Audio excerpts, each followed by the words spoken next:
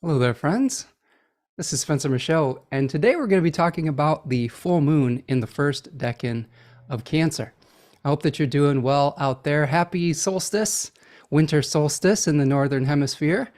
Happy Capricorn season, and happy Mercury Cazimi Day when Mercury renews itself in the heart of the sun.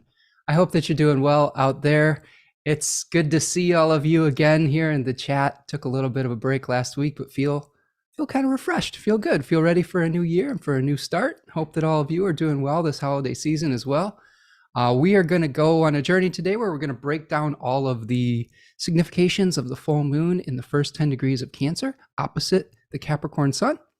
We're going to talk a little bit about the Mercury Cazimi. We're going to talk about Jupiter stationing direct. We're going to take the full moon through the rising signs so that you can find out what the full moon has in store for you. And we're going to do an I-Ching and an animal of the week here as well. So stick around for that. Do me a huge favor. If you're new to the channel, please subscribe. It's always nice to be able to see all of you each week. If you would also do the algorithm a huge favor and like the video, that also is helpful for the channel. If you want to make a material donation to the work I do here today, there's a $ in the chat. It's called Super Sticker or Super Chat. And I very much appreciate all of your contributions with that. So without further ado, I'm just going to welcome a few of you here today. Did you miss me? I missed you. So hopefully we'll get back into the swing of things here. Carol from Mass is here. Says happy long December. Nice to see you, Carol. Hope you're doing well. Trip Wilder the First says happy solstice to all. Welcome, my friend. Uranus Ascending says hi from the Chicago Burbs. Ooh, that is a place where I spent some time. I had some family in Naperville for a long time, and I was born in Oak Park, Illinois. So that is another interesting connection. So welcome, friend. Creating Harmony, Khadija is here. Nice to see you, friend. How are you doing down there? I believe in sunny Louisiana. Is that right, Khadija? Hope you're staying, cool down there, I guess. Is it still hot down there? We'll see. Mary A is here, says aloha, greetings from Honolulu. Ooh, that's a nice place to be this time of year, but that's fun. So hope you're having a good time over there, Mary. Yes, Khadija says from South Louisiana. Well, nice to see you, friend. And that's a place I'd like to visit at some point in the future. It seems like there's just a lot of cool energy going on down there. Michelle is here, says happy solstice, everyone. Happy solstice. KP1231 says hi, Spencer and everyone from Cleveland. So happy to finally catch you live. Oh, I'm glad that you're here today. KP1231. And friends, if you are stopping in and you have a question about the full moon in Cancer, or if you have like a chart question or something like that, you can throw it in there. We're trying to stay a little bit focused on the full moon and the Mercury Cazimi and things of that nature, but I'm always happy to answer technical questions about astrology or if there's something that's stumping you. But it's just great to have all of you here today. Cheers to you. And if you're not familiar, the solstice is a very powerful time of year where we celebrate the return of the light, where the days in the northern hemisphere start to get longer once again, where they start to increase in duration rather than decrease. So it's a little spark. It's a little spark of light. It's a little spark of like something stirring. It's still winter. We're still resting, but we can feel the energy starting to come back. And that's an exciting time. And having a Mercury Cazimi on the solstice is extremely powerful. It's 0 degrees of Capricorn. So we may be making some really important new starts today. We may be trying to figure out what our resources are and how to properly allocate them moving forward. A lot of people are doing end of the year things with like their businesses and things of that nature and looking back at what was successful in the past year and what they want to do moving forward. So we'll talk about all of that this year. And yeah, this is an exciting time of year. So what I'm going to do is I'm going to pull up the chart and just show you right off the bat what we're dealing with the full moon. And then I'm going to show you some of the slides for my Cancer and Capricorn Decans webinar. Right now, that you can get 20% off the Capricorn Decans webinar. There are still a few more days left in the Sagittarius Decans sale. No, never mind. Check that. Sagittarius season's over. If you really want to get 20% off, you can get it before I change it today. But yes, check out Capricorn Webinar Decans. It is basically a consolidation of all of my knowledge around the Decans up to that point when I did the talk. We talk tarot, we talk mythology, we talk about the planets, we talk about each 10-degree section of the zodiac, which can help give you a lot more specificity when you're looking at how those planetary placements will affect you in your own life and your own chart. And we had some nice discussions with people who attended live as well. So check that out. That's on my website, spencermichaud.com. Also want you to get a heads up that my lovely partner, Tanya Andrews, is going to be having a 25% off sale at Third Coast Mojo if you're in need of magical remediation. She has some pretty cool stuff for the season over there, some new soaps and things of that nature. So check that out as well. I believe you'll get a free gift for the holiday season if you order before Christmas as well. Okay, so let's take a look at this chart. What do you say? I think I could share this week. We had some technical difficulties last week or 2 weeks ago, but things are looking up. Things are looking up here. We're going to have Hermes is helping us out this week, and it's feeling good in that heart of the sun, right? Okay, friends, so we're looking at the full moon, and I'm just going to give you a general overview of the astrology we're experiencing here. So in this chart, which is dated for December the 26th, 2023, 7:33 p.m. Eastern Standard Time, from my personal location of Ypsilanti, Michigan, but make the proper adjustment for your location. You can see that the sun is going to be at 4 degrees of Capricorn and in a direct opposition with the moon in 4 degrees of Cancer. So we're starting a new season. We have the sun being hosted in Capricorn by Saturn now instead of Jupiter. So in Hellenistic astrology, we look at the relationship between where the planet is visiting the house, in this case Capricorn, and the planet that is the ruler of that house or the host of that house. Think of it like the sun is having an extended stay in the hotel that's run by Saturn, or the cave, if you want to have a Saturnian spin on it. Maybe there's like a fancy hotel that's built into the side of a mountain. That would be appropriate. So what we're going to do is we're going to look to Saturn to see what type of materials the sun has to work with. And we're going to look at the aspects between those planets. And in this case, the sun is hosted by Saturn in Pisces. Okay, so this is where we are looking at, here is the sun right here in Capricorn. And its host, Saturn, is in, okay, right here, is in Pisces 1. Saturn is in Pisces 1. So what kind of things are we going to be thinking about with the sun and Saturn? Well, the first decan of Capricorn really helps us to explore what we want to do next with our material resources. It's the very beginning of an earthly process. So think about how you can talk about what resources you have, money, material resources, things that you own, but also the resources that you have that are communal, like friendships, relationships. All of those things can be useful in trying to achieve certain goals. So we're trying to think about where we're going. There's no leaves on the trees anymore. We can have a long-range vision, things of that nature. So what we're going to do is we're going to look to Saturn to what kind of things is Saturn encouraging us to think about.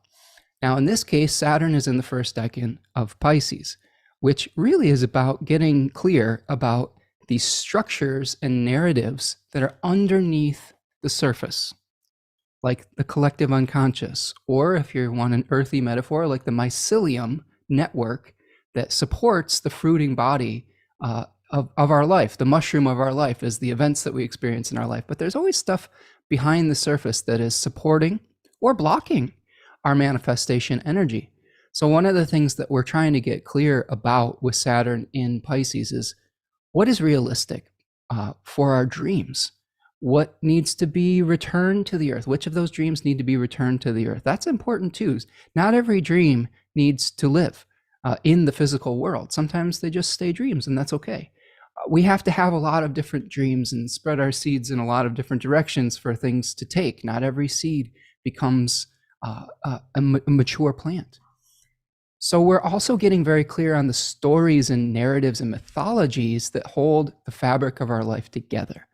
So when we look at this full moon, we're probably having a big spotlight with the sun on our material circumstances. We may be also thinking about a location or some kind of change.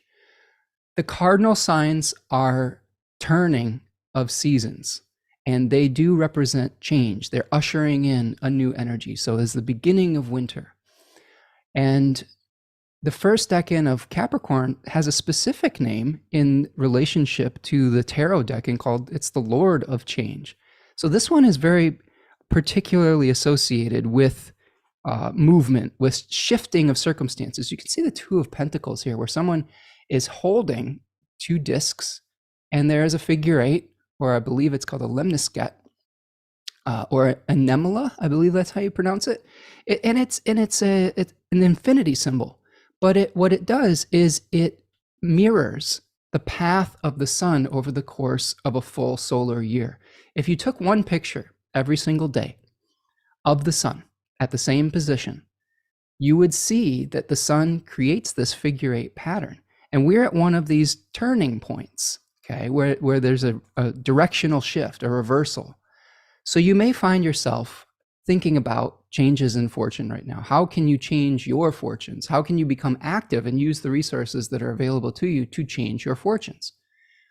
We are also seeing in this full moon a very nice trine from the sun, okay, from the sun to Jupiter. And Jupiter is about to station direct. It's been retrograde for a few months in September, and it is going to start moving forward in the decan of Taurus that is related to plowing the fields of our life, of making plans to be able to create abundance. Planning is really important in that decan, okay? So we may be able to start taking action. I think Jupiter, to me, represents the actions that can bring us good fortune. It's the active principle where we can create honor, merit, bounty in our life, where I tend to view Venus as a more receptive good fortune, where we just have to allow things to come to us and be open to receive them. But to me, Jupiter is some of the actions that we take. So we'll be thinking about how to plan for our future abundance once Jupiter stations direct in Taurus. Okay, so we have the sun making a very harmonious relationship and having a very harmonious conversation on this full moon with Jupiter that's about to station direct 4 days after the full moon. There's also a harmonious relationship between the moon and Jupiter, okay? So there's a sextile happening from the moon to Jupiter too. So it's like we're getting that light carried from the opposition to Jupiter. This is, I believe, in Renaissance astrology, they call this like a transference of light, where the moon collects the light of the sun here, the awareness of where we might want to grow in the future. And then we're able to transfer it to Jupiter to take action on the plans that we want to make. I'm really not seeing anything in this chart that I would be super cautious about as far as blockages would go. We've got a sextile between the sun and its host. We've got the moon in its own domicile. We've got positive trines from the sun to Jupiter. We have positive sextiles from the moon to Jupiter. These are all really positive things in my estimation. The only challenges that we may have in this particular chart moving forward is that shortly after the Cazimi today, where Mercury is still in Capricorn, Mercury is going to retrograde back into the sign of Sagittarius and the final degrees of Sagittarius, which can be challenging for Mercury. Mercury in Sagittarius is said to be in its exile, and that is where Mercury is trying to utilize the resources of Jupiter, where Jupiter likes to take action with certainty. Mercury is a planet that likes to ask questions. It likes to cast doubt on things. So there might be some reconsiderations that we have at this full moon. There might be some things where we need to redo something. We may be able to revisit some of the burdens that we were questioning previously. This will also be coinciding with Mercury making a square to Neptune, while Mars also squares Neptune. Okay, so there may be some confusing communications. There could be some fogginess around what our responsibilities actually are and the types of goals and hopes and dreams that we want to achieve. And what I will say with that is just take your time. When we move into the Saturn-ruled seasons, Capricorn and Aquarius, movement isn't necessarily fast. We had all that speedy movement in Sagittarius so we could get something done, so we could get the previous year completed. There was this feeling of like trying to get to the finish line. But when we get to these Saturn-ruled signs, now everything slows down. Now we say we have to work one step at a time to build something that is going to last, where we're going to have longevity. We're not here to do frivolous things necessarily when we're in the Saturn-ruled seasons. Whims become less important, and building for the long haul becomes more in alignment with the season and the time and the energy. So even if you're a little bit confused with Mercury during this full moon and the conjunction with Mars that it's kind of heading into, squaring Neptune, just take your time with it. Try to ask questions and get clear about what you really want. You're going to get some answers when Jupiter stations direct in Taurus as well. The other things that I would say over the big picture with this particular lunation is that we have a few planets out of bounds. So the moon will be out of bounds and Mars will be out of bounds.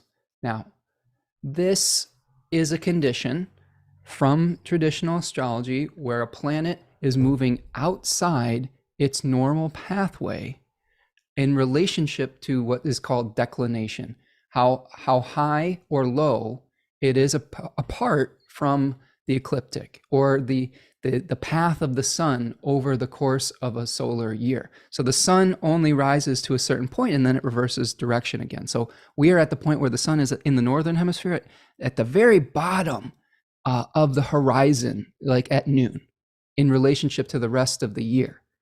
And it's starting to climb up again. At noon, it'll be a little bit higher each day. And that is a position where declination, it's measured in degrees, 23 degrees, and I believe 36 minutes is the declination of the extremes of the sun. And when a planet goes outside of those boundaries, it's said to be out of bounds. Now, philosophically, we could call the sun a royal figure, a king, right? And in the ancient system, they would think that the planet would be outside of the rule of the king.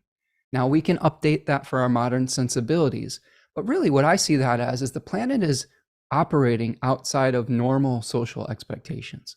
Now, that can be for better or for worse. Sometimes when a planet is operating outside of the rules of normal social norms, it can make for difficult conversations or difficult energy. We just had Mercury out of bounds in the past few weeks. It went back in bounds on December 14th. So we may have been having some conversations that were outside the norm. We may have been expressing ourselves in ways that we weren't used to doing. I know I had a few conversations that got a little bit heated through honesty, through bluntness, where normally I have an ability, I think, to maybe smooth over my delivery. Like I had a few situations where just my deepest feelings just kind of came out without any filter. And there was some fallout from that. And I had to like kind of work through that, as maybe some of you may have had to as well with Mercury out of bounds moving through Sagittarius. Now, the thing to keep in mind with this particular lunation is the moon's going to be out of bounds, which means that our bodies may not be feeling normal like we would, right?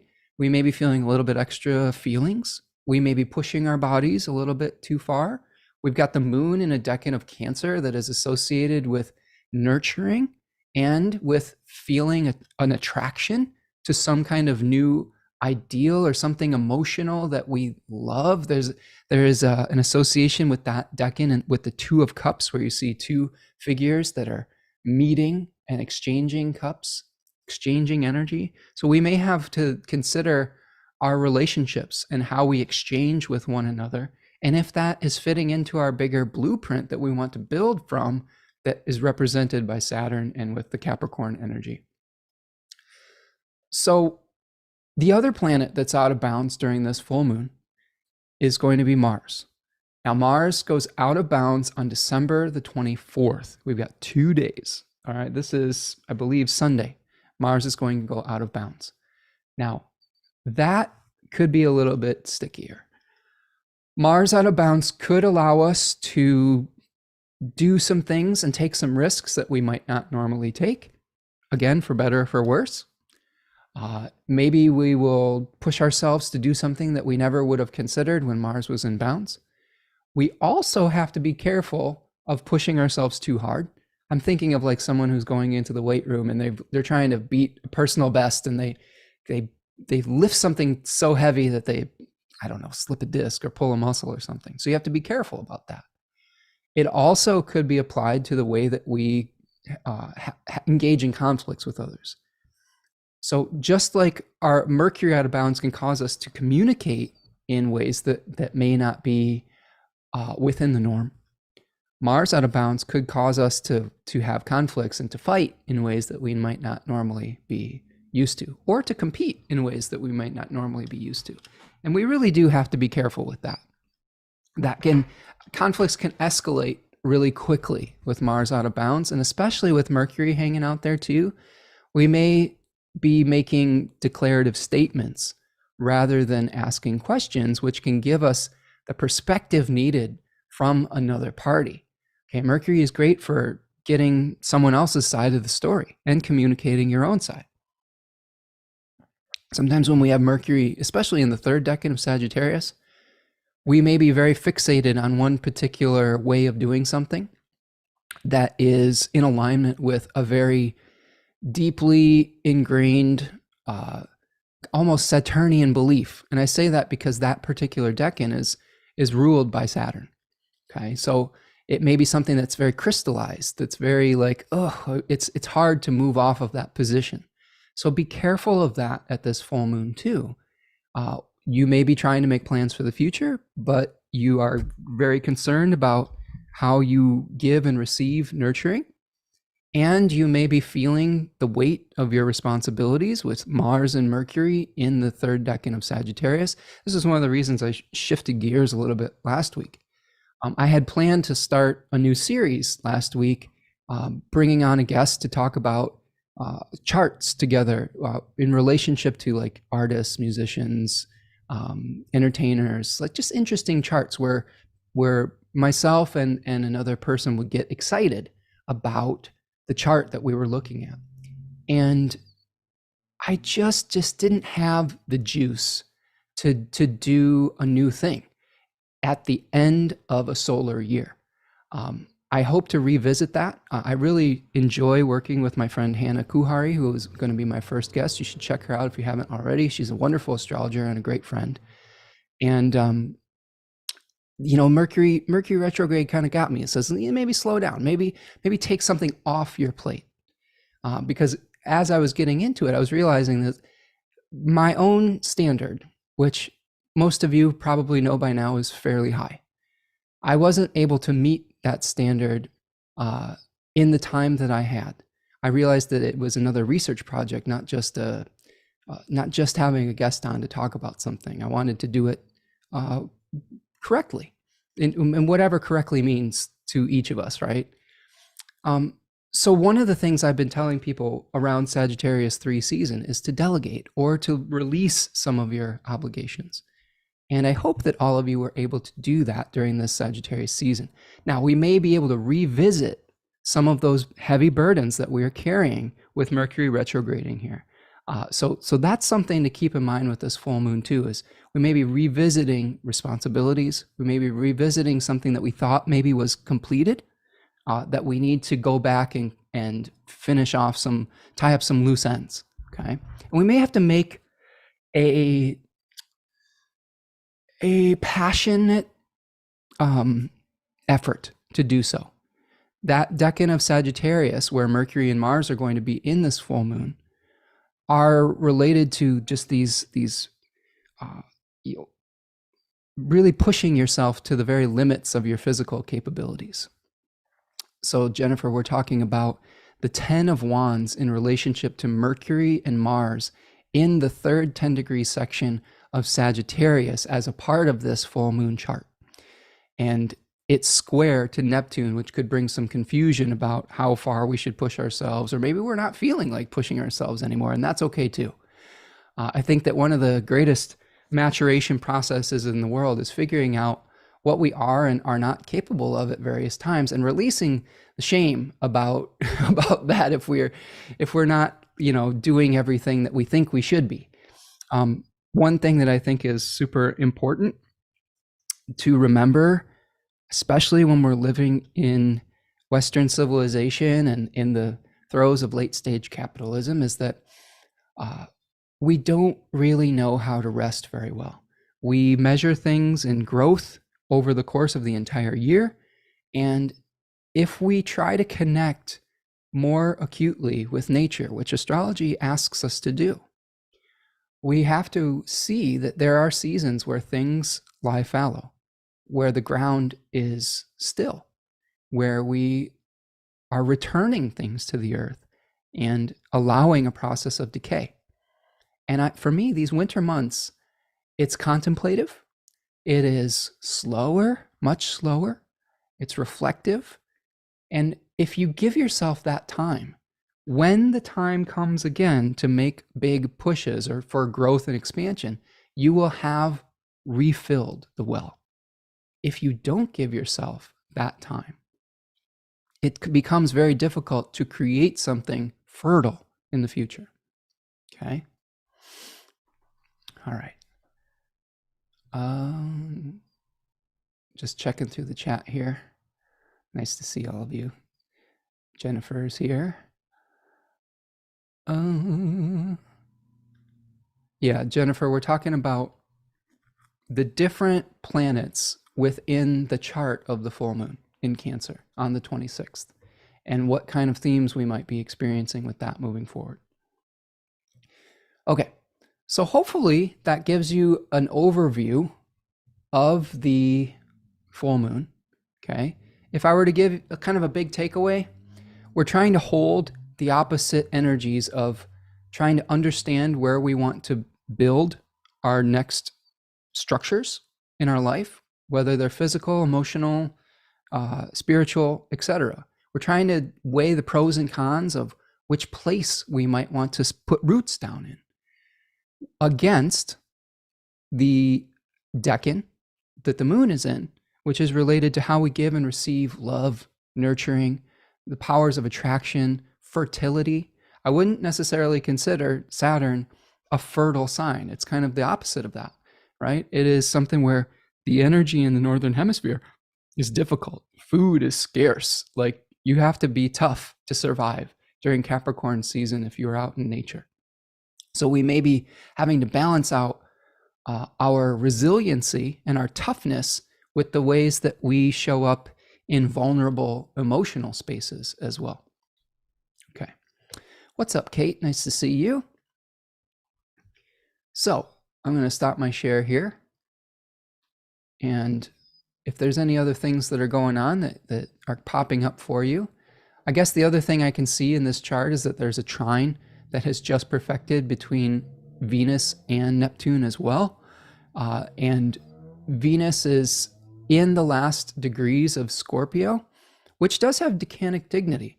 That is a Venus-ruled face. Although what I will say about that decan is it's related to the Seven of Cups. So we may have a tendency to glamorize things from the past or forms that actually we need to let go of. So be careful around this full moon as well when we have the trine from Venus to Neptune about overly getting attached to something that you loved in the past, but really now needs to be let go of. Okay? Important to do so. Devin Malone is here. Nice to see you, Devin. Hi, Spencer. Been meditating on the Cancer full moon, how it's one of the strongest lunations in dignity each year during the longest nights. Ooh, yes, I like that.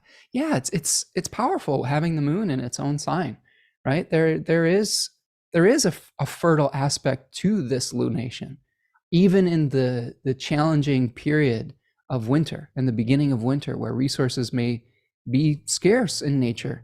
This is a little moment where we can kind of take stock and maybe appreciate some of the things that we do have too. All right. Khadija says that she is going to do a big declutter and organizational moment through this Mercury retrograde period. Oh, that's a great way to use that energy, Khadija. I think that anytime we can release things that don't serve us anymore, we're opening up space for the things that are a reflection of who we are now rather than who we were in the past. And this is something that I've really tried to do more as I get older. And I have a Taurus moon, so I tend to collect things, and things tend to collect around me. Kind of the Taurus energy is, change is something that isn't always the easiest for folks that have major Taurus placements. So sometimes, like, see if you relate to this, if you have some Taurus energy, is you'll put something somewhere and it may not be where it goes, but it's not bothering you. So it just stays there, and it stays there for like months or years. So there could be a time where you're like, that's not really where that goes. Then this Mercury period could be a great time to say, well, let's move this and move it to where it really needs to go. Even if where it needs to go is, donated somewhere or something like that. Right. So yes, I'm a big fan of decluttering and organizational things especially during Mercury retrograde periods. Khadija says, my mission statement is making space and structure to achieve my goals. Exactly. I love that. Having a purpose in mind, right? Jennifer says, so true. Trying to take care of my parents, but can't if I'm burnt out. So I have to let some things go. Exactly.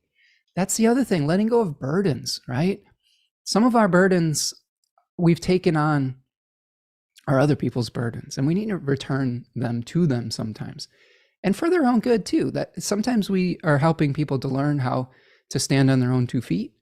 I'm definitely someone who appreciates being helpful to someone else. So I wouldn't say it from not being kind or not being helpful, but if we've taken on too much to the point where we can't take care of ourselves, that's when we know we've overdone it. And it's really, really hard to be helpful to others when you yourself don't feel at your best and don't feel like you have anything left in the tank. This was one of the reasons, like, I took a week off. That was probably maybe the second or third week off in 2 years from the live stream that I took. And it's tough because you want to show up for your community and you want to be helpful, but at the same time, we all need rest. Khadija says, my second house Venus loves to collect things, so very much feeling your Taurus moon stuff. Yes, hear that, Khadija. So this might be a great time to reevaluate some of those things too. Okay, friends, so what I'm going to do, first of all, I'm going to take a little stretch. I think it's important to take care of your body. One of the things that is associated with Capricorn are the deities Asclepius and Hygeia, the celestial doctor who could raise things from the dead. So when we are dealing with Capricorn 1, the thing that's being resurrected is the sun. So the day and the light is returning, the light is resurrected. So we also can think about how we are taking care of our physical vehicles. So to be able to do the hard work that is necessary to achieve our goals, we have to make sure that the vehicle that our spirit is housed in is healthy. So this is a great time. This is why people make these New Year's resolutions, that they start exercise programs and they make their goals and they're like, all right, I'm gonna set limitations. It's not just about goals in Capricorn. It's about how do you work within the limits that you've set for yourself. Maybe during Sagittarius season, you had the expanse of Jupiter. You had the expansiveness of Zeus, where we may have overindulged in Thanksgiving or something like that. And then we come to the reality check during Saturn season, and we start to set those healthy boundaries for ourselves. Boundaries aren't a bad thing. Boundaries are a good thing. We live in this physical dimension. It doesn't mean we're not something else too, that we're not spirits or whatnot, but we do have certain rules of incarnation that when we learn how to navigate them with grace, we can reduce our suffering on some level as well, or the suffering of others. So one of the things that I really enjoy learning about is the rules of incarnation. And I try to learn them, I try to share them, try to teach them, I try to follow them with various degrees of success. So the main point being is take care of your physical vehicle during these times too, especially when the sun is very weak. The sun was a representation of vitality. So you may need to put in some extra effort to get some sun. I know for me, I have a sun lamp. So whenever I eat my lunch, I flip that sun lamp up on and I'm getting 20 to 30 minutes of vitamin D in my body. I supplement with vitamin D too, but ask your doctor. This isn't medical advice, but there are ways to get sunshine. Get out and go for a walk during the middle of the day if you can. A little bit goes a long way. So how can you take care of your physical vehicle? Okay. KP says 2 degrees Saturn in Taurus in the 6th house. Hate changes in work or daily routine. Oh, so this might be a great time to make new plans with Jupiter stationing direct in your 6th house on December the 30th. Kate says, side note, kind of love that our astrological friend Hermes is Kazemi since I missed the lives and finding my way back today. Just remembered me having the ear of the king, or for me having the ear of the cosmos. Yes, this is a very fortuitous day to be doing a live stream. My brain feels like it's working well today, and the thoughts that are coming into my mind seem to be delivered to my mouth fairly gracefully, which I think is nice. And I think that there's some great new starts that we can make today. So do me a favor, friends, if you're enjoying this live stream, if you're not subscribed already, please do so. Turn on the notification bell if you need to know when we're going live again. Please like the video. That can help get our message out to more people. If you are someone who has an email address, which most of us do, sign up for my email list to know when I'm going live and to get updates on my classes, offerings, and updates from Third Coast Mojo. My partner, Tanya Andrews, has a newsletter of her own, so please go support her as well and check out her sale, 25% off all the things in her store and a free gift if you purchase 2 or more offerings. Okay, I'm going to start by showing you the Decan slides for Capricorn, and then I'll show you the ones for Cancer, and then we will take it through the signs, through the rising signs. So this is a slide from my talk that I did a few months ago on the Decans of Capricorn. I believe this might have been a year ago at this point, which you can find for sale at my website, spencermichaud.com. And we are, again, I've talked about some of these themes to this point, but this is good just to review and to show us some of the kind of themes for reflection. So we have Book T calling it the Lord of Harmonious Change, and the Book of Thoth calls it the Lord of Change. We've touched on that a little bit. We could see a change in circumstance. Austin Coppock calls it a headless body in 36 faces. And he describes the body, or the spirit, descending into matter, into a body, incarnating into a body. So there are themes around that as well. So return of the light, descent of spirit into matter. Chokmah in Asya, which is related to the Kabbalistic tree of life. Chokmah is a flash of awareness. So we may have a flash of material insight since we're in an earth sign. So an idea about what we could do to move ourselves forward in this material world. We may also be contemplating a change of location. I've had many clients with Capricorn 1 placements that often have to move or have had major moves in their life, or are very good at assessing the genus loci, the spirit of a place, the protective spirit of a place. Each place has its own kind of energy. And with Capricorn 1, we may be assessing the energy of that particular place. We're also trying to get clear about the laws of the land. Each place has different ways to move through it gracefully. And when we understand the structures that we are working within, it can be a lot easier to be successful within them. We're also looking forward and backwards. We're reflecting on the year that we just lived and looking forward to the life that we want to create in the year ahead. So questions you can ask yourself: where are you going? Where have you been? What is being set in motion? It's a powerful, powerful new time to set things in motion. Before I got on the call today with all of you, I had a nice conversation with a salesperson at a tech company where I was upgrading some of my technological things for the year ahead. And so this is a great time to assess what kind of resources do you need to be able to move forward with your life, okay? What kind of things are you going to set in motion? What tools do you need to be able to do the work that you need to do? So where is the best place to build your structures and allocate those resources? What are the laws of this new land? Is your vision sound, or is your focus too narrow? Sometimes we have to expand our focus to be able to see where we want to go successfully. And then finally, how can you inhabit this body in order to redeem or heal it? There's where the daimon, Asclepius, comes in, the healer. We may need to have a rebirth of our own physical energy as well. I know for me, I'm kind of getting motivated to do some more physical exercise. I go for walks. That's my main exercise. I'm not like a gym rat or things of that nature. Although as I get into my 40s, lifting heavy things can actually probably be good for you to, help you to maintain muscle mass and bone density and all those things. So I might have to start doing that at some point. I've just never been like a huge fan of like pain, I guess. But I do love walking, and I do love nature. I walk anywhere between 2 and 5 miles each day, which I think really does help with my mental health and my physical health. I did, one of the other things that last week happened, but right before I might have been scheduled to do this live stream, I took a nasty spill on in my parking lot. I was doing some laundry and going back and forth, and I slipped on my boots just to go downstairs. My laundry is in the basement, where you have to go outside and go downstairs. It's like in a Michigan cellar basement.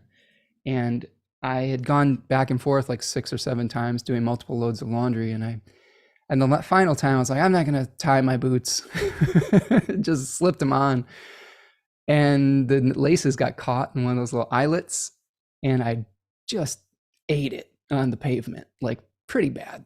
I was very, very fortunate to catch myself with the palm of my hand and only have I have a pretty nasty scrape on my hand, but I didn't really hurt my wrist or anything like that. Thankfully didn't hurt my head or my, I didn't break anything or anything like that. So feeling very fortunate at that, but it makes you really appreciate your body and the functionality of it. Every time I sustain any type of injury, it gives me a newfound appreciation for that part of my body. Like with this, cutting my hand open like that, I had to do a lot of things one-handed. So I was starting to appreciate both of my hands and having 2 functional hands. There's nothing like losing the functionality in something in your body to help you just find some gratitude for that.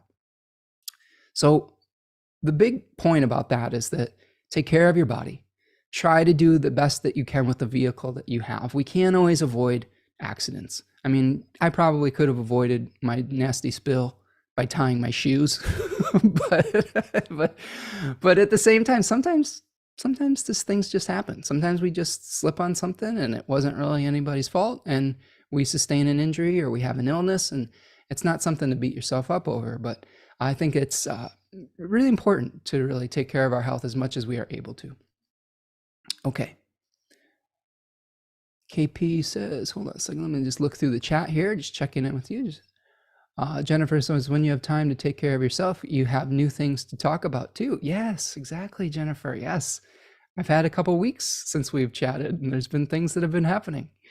KP1231 says, finding exercise you somewhat enjoy is the secret. Otherwise, you'll never do it. That's true. Walking in nature serves the body and soul. I agree, friend.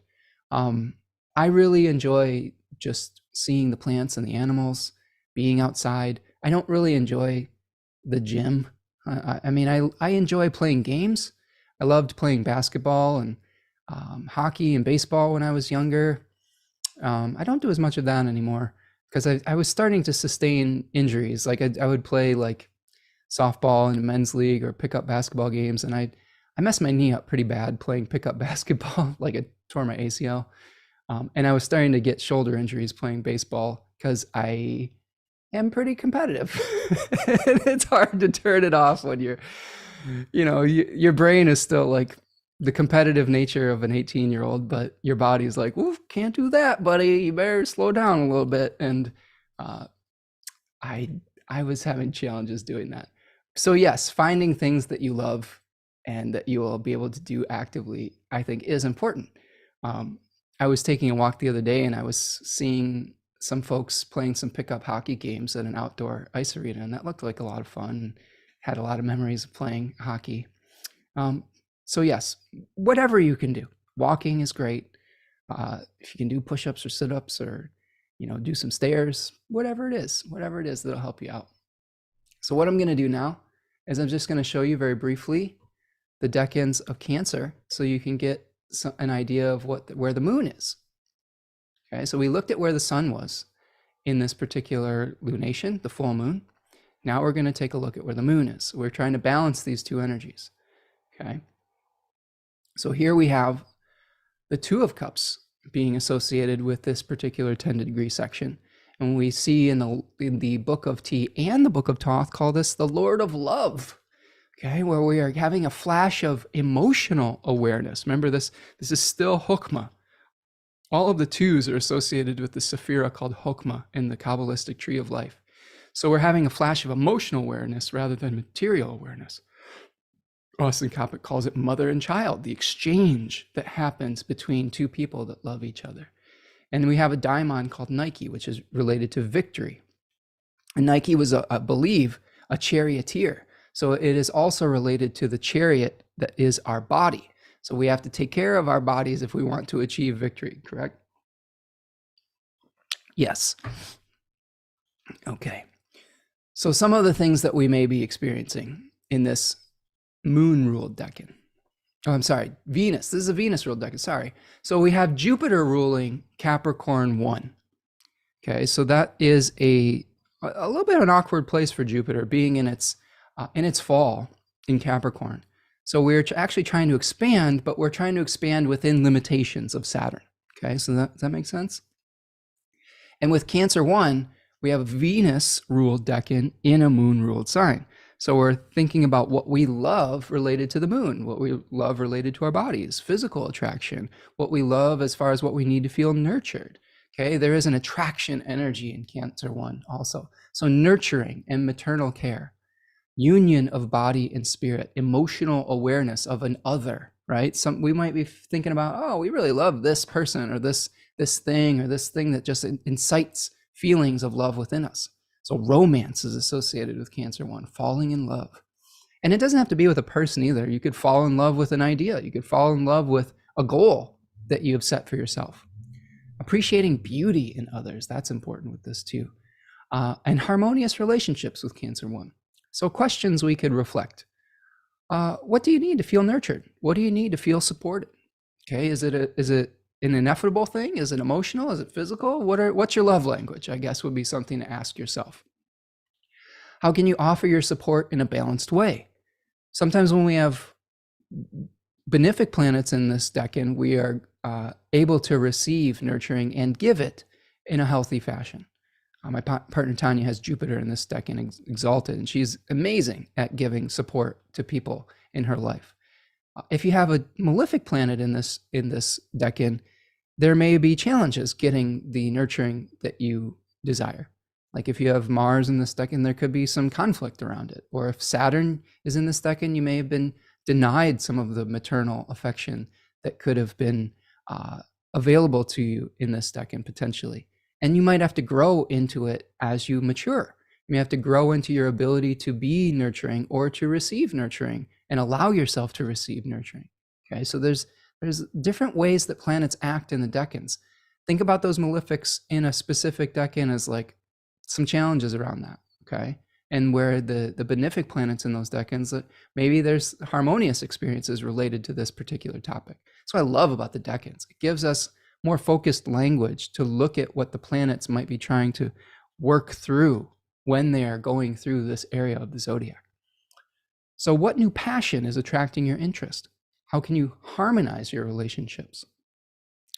Is the pairing mutually beneficial? This could be something where you're having conversations about how you take care of each other in a relationship, okay?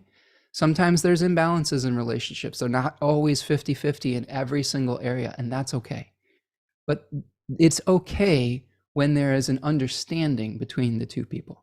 If there are things that are unspoken, if you haven't communicated well, sometimes can be simmering resentments that can come up around the inequality in a relationship. Sometimes relationship responsibilities shift. Sometimes someone's carrying the weight in one area of the life, and someone's carrying the weight in a completely different area of life. And sometimes those responsibilities need to or do shift just by how life goes. If one partner has a physical challenge, that is the type of thing where automatically the power dynamic can shift. And when you commit to a relationship, you have that kind of sickness and in health, for good or for worse, type of energy. And I think the key is communicating and having an understanding. It's not about having to have completely tit for tat equality within a relationship. It's about everybody knowing what they need at that moment to thrive, and having an understanding between you and the other person. And if you need more support, this is a great time to ask for it. If you want to give more support, if you have more love to give, because your cup overfloweth, this would be a good time to offer more, okay? So there's many different ways we can manifest. And then finally, how can you infuse essence into a body, right? So this is another opportunity where Cancer is really about nurturing the spirit in a body, the moon, into maturation. So one of Cancer's super secret superpowers, I don't know how secret it is, but one of their superpowers, myself included, is being able to nurture something to maturity, whether it's a project or a person, a client, a plant, an animal. Cancerian energy, when it is balanced, when it is healthy, is awesome at protecting something so it can grow to its highest potential. Now, there are different ways where it can get unbalanced. If you're overprotective or you're overly involved in someone's life, that can be suffocating. Okay, this is the downside of Cancerian energy. But at its highest, Cancer is a supportive, fertile energy. So how can we bring our goals and our structures to maturation? And what resources do we need emotionally as well as physically? Because if you're just setting yourself physical goals or material goals, eventually those will ring hollow. And it's like getting to the top of the mountain, but getting there alone, right? One of the things that has been tough for me personally as a Cancerian person in sometimes what feels like a Capricorn type of society, even though in America, we live in a Cancerian country, is it's tough for me sometimes to do the kind of ruthlessness that is sometimes necessary to advance in life materially. And I find it very distasteful. And it's put a little bit of a cap on the ceiling of how far I advance in society sometimes. But it's a value that I have, is I would rather get to a smaller peak with my friends rather than the top of the mountain with nobody. And I think that is something to consider along this season as well. It doesn't mean we don't aspire towards greatness. It absolutely doesn't mean, settling for mediocrity. But it is about thinking about what are your values while you are making your ascent. How do you maintain your kindness, your nurturing, your ability to create harmony while you are, climbing the mountain. Okay. Like what's your lambus bread, I guess, while you're trying to get to Mount Doom? Who's your Samwise Gamgee if you're Frodo trying to take the ring to the volcano, which seems like a very Capricorn type journey. I believe Tolkien was a Capricorn, but he had some Cancerian support, right? So if we're using some metaphor like that, you need a buddy. You need somebody who's that emotional, loyal support if you're going to do something like that. And you can be that for others as well. So another thing to think about as we're trying to balance these two energies. Okay. I'm just going to welcome some more friends here. Stephen, the Jupiterian, is here. Nice to see you, Stephen. Hello, friends from San Francisco. Full moon occurring in his 8th house. Oh, that's cool. So maybe getting some clarity around your resources versus the resources of another. Tarja T says, hello from Helsinki, Finland. Nice to see you, Tarja T. Hope you are doing well. The full moon is conjunct my ascendant, 6 degrees Cancer and opposite my natal moon. Oh my goodness, Tarja, this is going to be an exciting one for you. So 1st and 7th house axis, and we'll talk about this when we get to the rising signs here.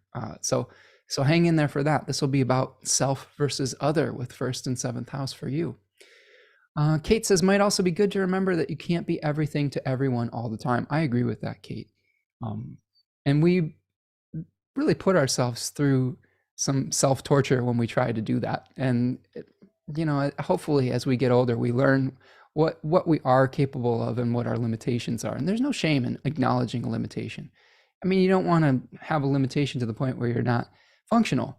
But at the same time, I think that that's just wisdom, right? Is knowing that you can't do everything all the time or be everything to everyone. Jennifer says, have Mercury in the 2nd decan and the Sun in the 3rd decan, so this won't hit me as hard, I suppose, even though I'm in a moon perfection year? Question mark. Jennifer, I mean, we all will feel these lunations. And if I'm remembering correctly, you are a Capricorn rising, so you definitely will feel this lunation because it's in one of your angular houses. The angular houses being 1, 7, 4, or 10. And when you're in a lunar perfection, full moons will be something. So this could be something coming to a head with you and another person about how you organize the structure of your nurturing. And just from what I know about your life, Jennifer, I believe you're a caretaker for a parent, an ailing parent. So maybe there's something going on with that where you're having some awareness about how you take care of others or how you are getting the nurturing that you need to be able to be a good support person. So that's something to consider as well. Okay. So, friends, do me a huge favor.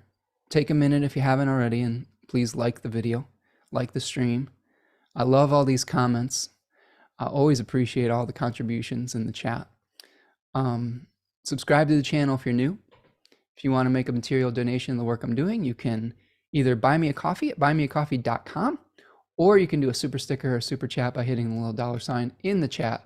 And that always helps me to keep the lights on and to buy new books and things like that, so I can do more research to be able to bring you more information. Okay, friends, I'm going to bring the chart back up. And actually what I'm going to do is I'm going to start working us through the different rising signs. So I will I'm going to find where did that go? There it is. So I'm going to pull up my little sheet where I can show you each of the individual rising signs within the chart. Okay. Everybody good? Everybody stretched out? Are you staying hydrated? Getting snacks? Hanging out? Stretching? Okay. We'll see if we can get all this in by 3 o'clock. How's that sound? Eastern time, about an hour or so. So what we're going to do is we are going to take this full moon and we're going to give you some of the themes that you can expect with your rising sign. If you know your rising sign, you will be able to get some more specific energy for this full moon. So what we are experiencing first is Capricorn rising, because it's Capricorn season. So we're going to start with the rising sign of the season that the sun is in. So Capricorn, you get to go first this time. It's your time to shine. So Capricorn rising, as we were talking about with Michelle, I think here, who is a Cap rising. We've got a lot of Cap risings and Capricorn types in our community. I think that's maybe it's a Cancer Capricorn axis healing exchange. I have a lot of Capricorn people in my life, and they are very helpful for me. Sometimes I need someone who's a little bit tougher and thicker skinned, and sometimes the Capricorns in our life need someone who's a little bit squishier and a little bit more sensitive. It's the water that feeds and makes the earth fertile, and the earth provides the structure for the water. It's a nice relationship. Okay, so Capricorn rising, you are going to be experiencing this full moon over the 1st and 7th house axes. The 1st house has to do with the self, the body, the character. The 7th house has to do with the other, or something of a completion. So we have beginnings in the 1st house and endings in the 7th house. So there could be something where you are having a focal point on your body, on your energy, on something that you desire as far as like bringing you forward into the new year, but you're having to balance that out with the needs to provide with somebody else, or with having to work with someone else to bring about the type of progress that you want in the new year ahead. The host of the lunation, Saturn, and the ruling planet for your 1st house is going to be in your 3rd house. So Saturn and Pisces in the 3rd house. Saturn in the 3rd house can bring us some responsibilities or some endings or even some beginnings. I think Saturn increases that which is lacking and decreases that which is excessive. So there is a balancing type of energy with Saturn. And this is coming through your local community, through your neighbors, through your siblings, through your own intuitive awareness of your spirituality. That's kind of a secret signification of the 3rd house, is the wisdom that arises from within, because it is the joy of the moon. Whereas the 9th house, being the joy of the sun, is wisdom that we may receive from an external source, sort of like an organized religion versus a personal ritual practice.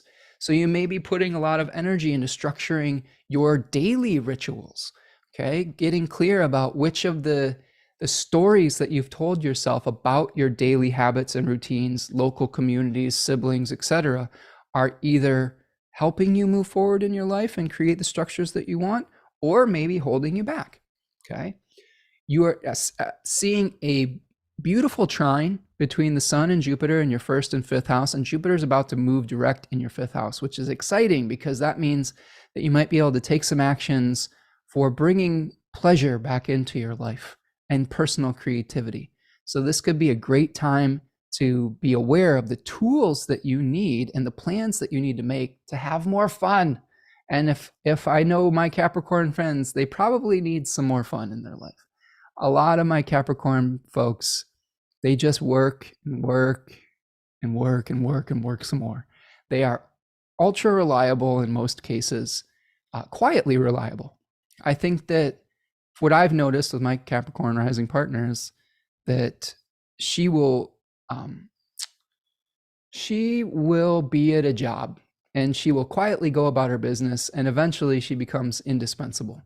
And if she ever leaves the position, they will replace her with 3 people instead of 1. So it's kind of like they're strong. Capricorn, you folks are strong. But sometimes you have to learn how to balance the work with having a little bit of fun. And I think that really is going to be part of this full moon for you. I also think that you're going to have a square between your, let's see. Oh, that's where I want that. Good. Sorry. There's also going to be a square between your Mercury and Mars in your 12th house and Neptune in the third.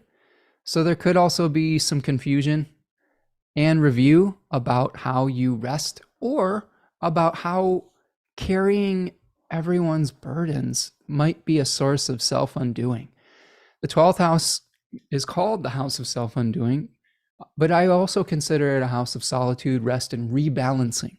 So when planets are in the joy of Saturn, the 12th house, remember how we talked about Saturn increasing that which is lacking and decreasing that which is excessive.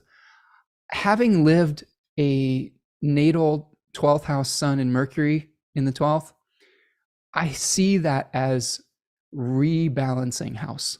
It's like the planet is hanging out there to come back to alignment, like get realigned before we're moving on, right? So maybe there's something that needs to be realigned as far as the responsibilities that you are taking on for your daily habits and routines. And with Mercury stationing retrograde there, you might have some important conversations about how you rest, or how you can get more rest through delegation. So make sure that you ask those questions this time around. You don't have to carry every single burden for every single person. Okay. Devin says, Capricorn rising, this moon wants to give you a spa day. Do it. Yeah, Devin. Yes, it's Capricorn spa day. Let's do this. I know in my personal life here, my partner is a Cap rising, and she's going to have like 11 days off from work during this period of time. So I think it's really interesting to see, like, you know, what we will manifest with 11 days, not only together, but without having to do some of the normal responsibilities and work burdens and things of that nature. It's a good day, a good week, etc., just to recharge the batteries if you're a Cap rising. Okay. Feeling seen, Cap rising? Let's move forward. So we are going to look now at Aquarius rising. And Aquarius rising, you are experiencing the full moon over the 12th and 6th house. So the moon is going to be in the 6th, and the sun is going to be in the 12th. Okay. So there's our opposition. We have Saturn hosting the sun in the 2nd. And we don't have a host for the moon because the moon's in its own domicile. So that's something to keep in mind, is we do have, I think that actually should go the other way around. So we have Saturn providing resources for our awareness, and then the sun shining its light there. So you may be considering how you rest versus how you toil, okay? Some similar themes that we just talked about with Capricorn rising, although it is slightly, it's a different planetary shift. There may be more of a focal point for how you utilize your resources, because Saturn is providing energy from the 2nd house. Okay, so this might be more about maybe how you, all the stories and narratives and mythologies that are creating your reality that could be limiting factors within your life. I have a good Aquarius rising friend who has been going through a lot of things in regards to their work life and their public life versus their private life, and taking care of their private life responsibilities, and coming to a lot of really powerful realizations about their self-worth and value outside of the resources that they are able to make or bring in their public life. And it's been really beautiful to see them come to terms with a lot of that, and to see that just because they aren't necessarily in a phase of their life where they are doing as much publicly, that does not mean that they have less value as a person. And I think that that's really, really important for Aquarius risings right now, is to see your value as not necessarily attached to the material utilitarian value that you may provide out in the world. That's just one measurement of self-worth or of worth in general. So this might also be giving you some thoughts about, the burdens that you are carrying, and you may be doing some things for your health also. Maybe it's for your mental health. Maybe there's some new habits and routines that you can incorporate into your life that will help you have a healthier outlook on life. Maybe there's some things to eliminate or some rebalancing that could come to how you give and receive nurturing that could be helpful for you. And then Jupiter is going to be stationing direct, Aquarius rising, in your 4th house. There could be some new plans around your living situation. Okay. You could be feeling a really, harmonious relationship between the sun and Jupiter and the moon with the 4th house.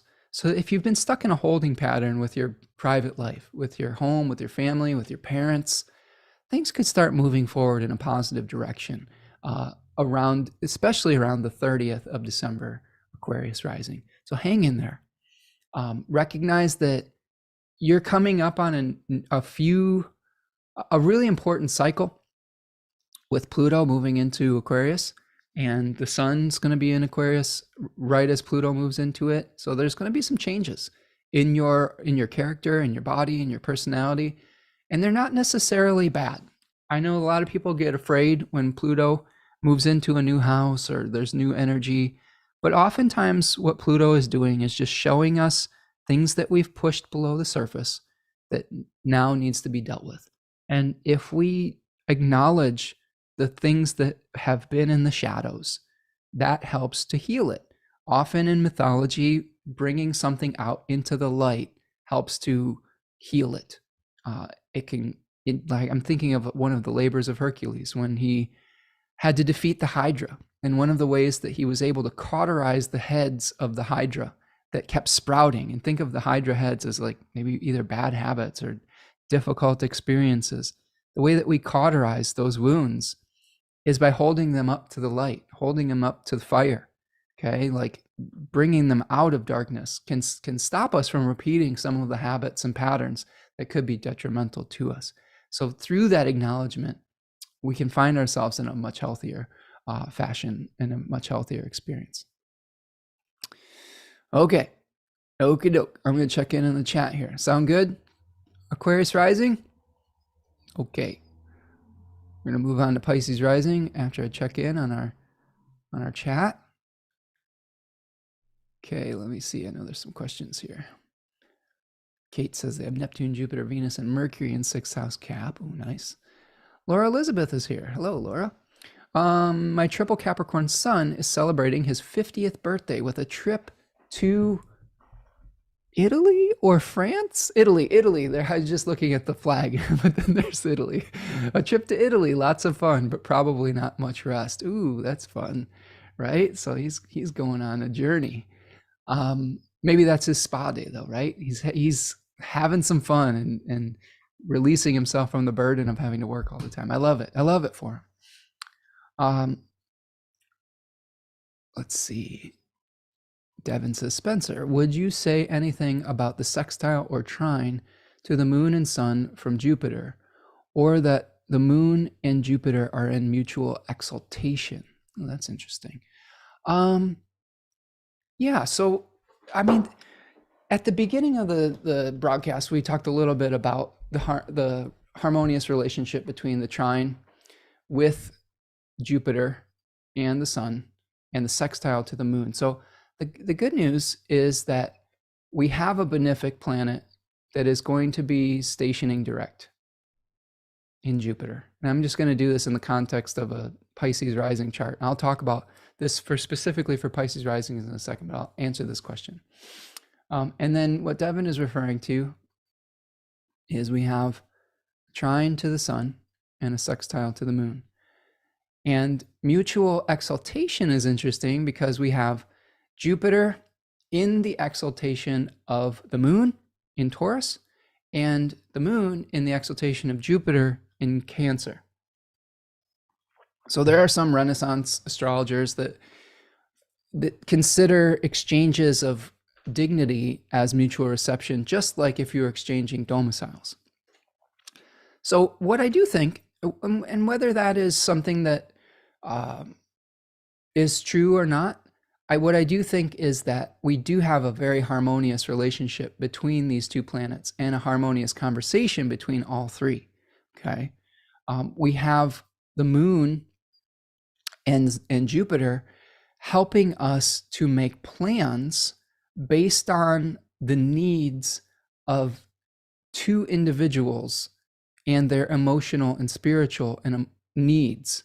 Okay, and once Jupiter stations direct, you will be able to plow the fields, quote unquote. Okay, this is a reference to 36 Faces, where Austin Coppock talks about having a Mercury-ruled decan in this Venus-ruled sign helps us to ask questions about what obstacles do we need to remove so that the fields are ready for planting.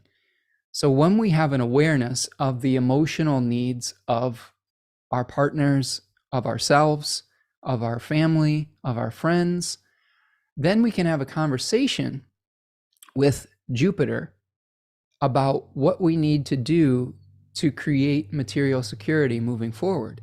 And the sun is providing an ability to be rational about the pros and cons of our material circumstances. It helps us to get real and to work within limitations. So I think that the kind of little, I don't know, triangle we have going on here, we think of it like this, is saying Saturn, the Saturn ruled sign, Capricorn, is providing the boundaries, the blueprint. The Venus ruled sign is providing the resources. Jupiter is in that sign. And then the moon is providing the nurturing energy to be able to bring it to fruition. It also could be where we see the body, being supported as well. So I think that I just think it's really interesting. One of the things that is fascinating to me is like I keep referring to my partner, but she has Jupiter in Cancer and the moon in Taurus. So there's sort of like this reversal of that. And the way that those two planets operate in her chart, which are also in a fairly close sextile, is that she's able to provide nurturing, but through like physical means. She's a great chef, for example. And I know, Devin, you're a great chef also. And I'm always jealous of your charcuterie that you make out there. Devin is a butcher and makes some really great stuff. And so I do think that there is a nice harmonious relationship between those two planets when they are having this conversation. As far as mutual exchange with exaltation, I'm not exactly sure how that would work. I do think that exaltation is related to being at the very height of the wheel of fortune. This is something I learned from my studies with my teacher, Adam Ellenboss at Nightlight Astrology. He has a really great talk about this, where we can see a planet in its exaltation being at the top of the wheel of fortune and a planet in its fall being at the very bottom. So I feel like with these two planets exchanging exaltations, even though the decan of the sun is related to Jupiter in its fall, let's see if you can follow my logic here. The sun is in Capricorn 1, which is sort of kind of has the vibe of Jupiter in Capricorn. Even though we have that position for the sun, we do have abundant resources with the moon in Cancer in the exaltation of Jupiter, and with the wherewithal to make plans to utilize them with Jupiter stationing direct in Taurus. So I hope that answers your question. I think it's actually a good news for creating fertile situations in a time where there might be limitations, working within our limitations. That's not always true. Let's say we had Jupiter in Capricorn during this period of time, or we had the moon in Scorpio, our resources may not be as bountiful as they would have been had we had this arrangement that we were experiencing. Devin says, I was thinking at it from the perspective of sometimes we look to the exaltation lords as well as the domicile lords for resources. Yeah. I mean, that is totally valid here too. Like if we are looking at the exaltation lord of the moon, we have Jupiter providing extra juice for the moon here as its exaltation lord. Mars would not be providing any extra resources for the sun here as its exaltation lord of Capricorn. But Mars is about to move into Capricorn in the next few weeks, and it's about to emerge from the beams of the sun. So those first couple weeks of January are going to be pretty juiced up, like with positive, go for it energy as far as building our futures. Mars in Capricorn is very strategic. It's like a general that says, oh, I've got all these resources. I know how I'm going to, all the plans and steps that I'm going to take. And I have the patience to have an extended campaign of success. So yeah, those are good catches there, friend. So let's talk about Pisces rising. So Pisces rising is going to be experiencing full moon over the 11th in the 5th house axis. Saturn is providing resources for the sun from the 1st, and we've got this trine to Jupiter here in the 3rd house. So what are we dealing with here? So we're dealing with a spotlight on how you might want to build your relationships within a group potentially, and what kind of creative process could that awaken within you, being part of a group that could be supportive of your dreams and goals, etc. Now, you may also be experiencing some questions with Saturn in your 1st house about who you are and what role you may provide in that group or creatively.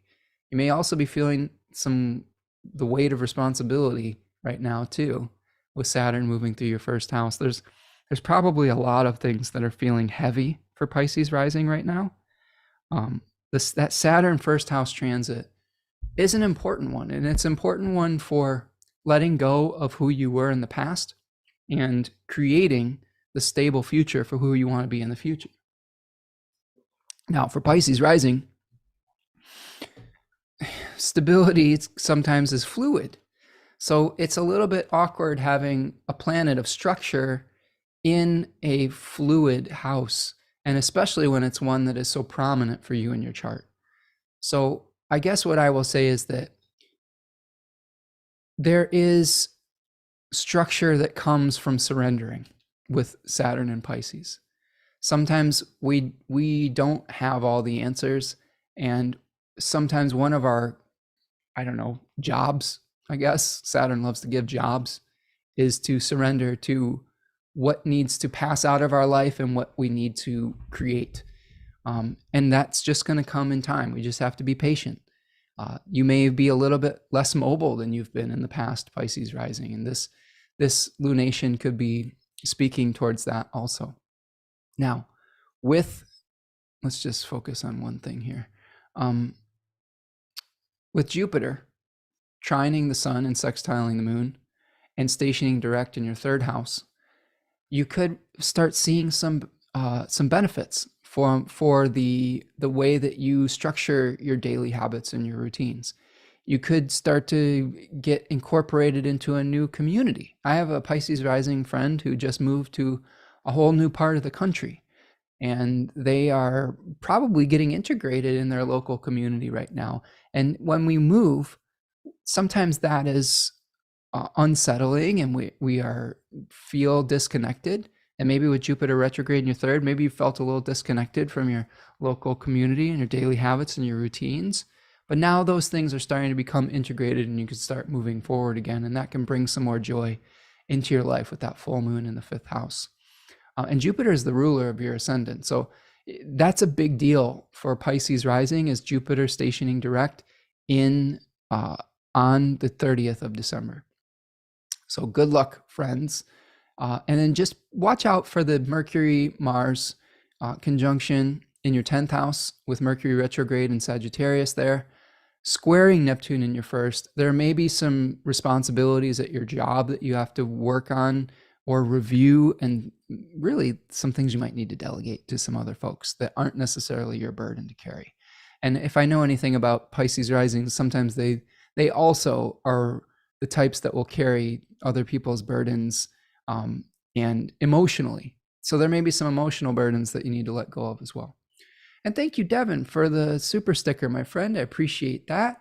Always appreciate everyone who comes and contributes, whether it's through super chats or super stickers or through comments and questions, or just your presence is appreciated as well. But thank you, Devin, for that super sticker. Appreciate you, friend.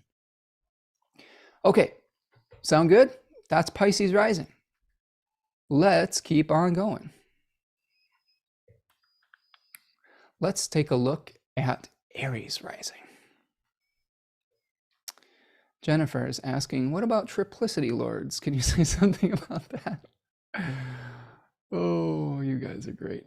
I love that this community is so knowledgeable on traditional astrology.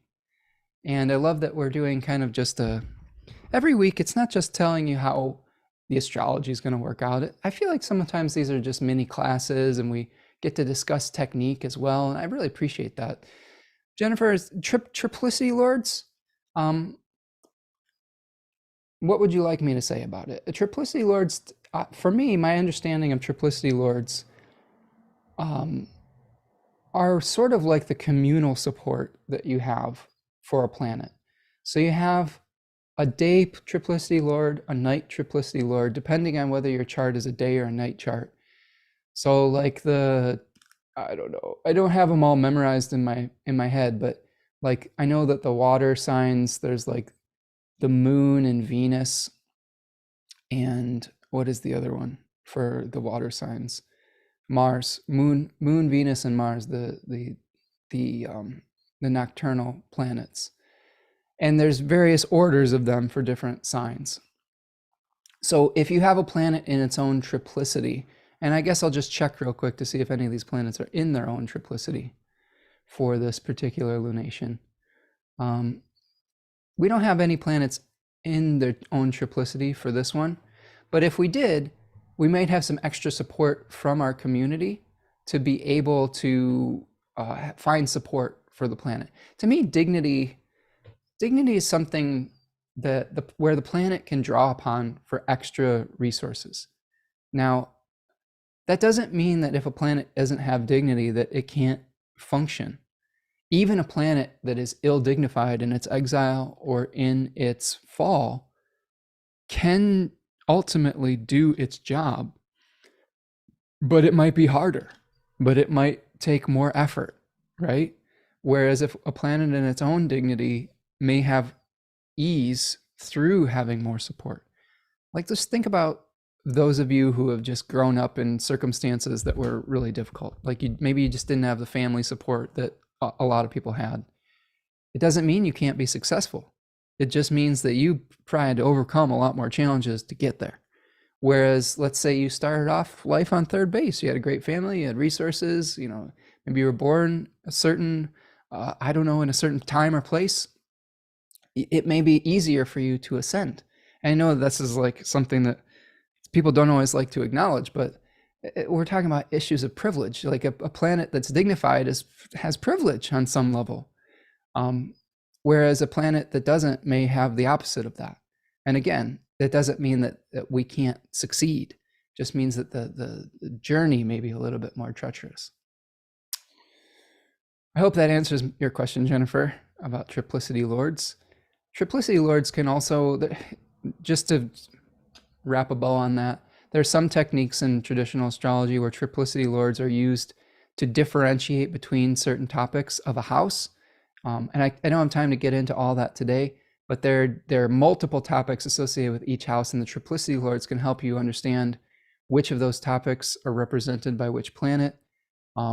They also are used for timing as far as different phases of the life, and like if you have different triplicity lords of the 10th house, for example, you may have a one planet, like let's say Venus was your first triplicity lord, and Venus in your chart would speak to what your career might be in your first half of life. The second triplicity lord, like let's say it's the moon, could be the second part of your life, and then some traditions use the participating lord for the third part, but the one I use just kind of splits it into two. So like, for example, I believe the triplicity lords of my career are Venus and the moon, being Taurus, the earth signs. And Venus was my first half of life triplicity lord, which is in the 11th house, Gemini. And now the second triplicity lord, my moon, is, I'm pretty sure, active now because it's in the 10th house. So the first half of my life was a lot more about dealing with groups and teaching and meeting a lot of different types of people with Venus and Gemini in the 11th house. And now I have the moon exalted in Taurus, conjoined the midheaven, ruling this part of my public life. So I'll let you know how it goes. I think I'm just starting the second half of my life, but it bodes well for success if I was just analyzing it. So that's something that I was looking at. I was like, oh, maybe that'll be nice, right? That'll be something good moving forward. Devin says triplicity lords for Pisces rising is by day, Venus, Mars, Moon, by night, Moon, Venus, Mars. Okay, good. Right. So there's different orders for different elements. They're related to elements. Yeah.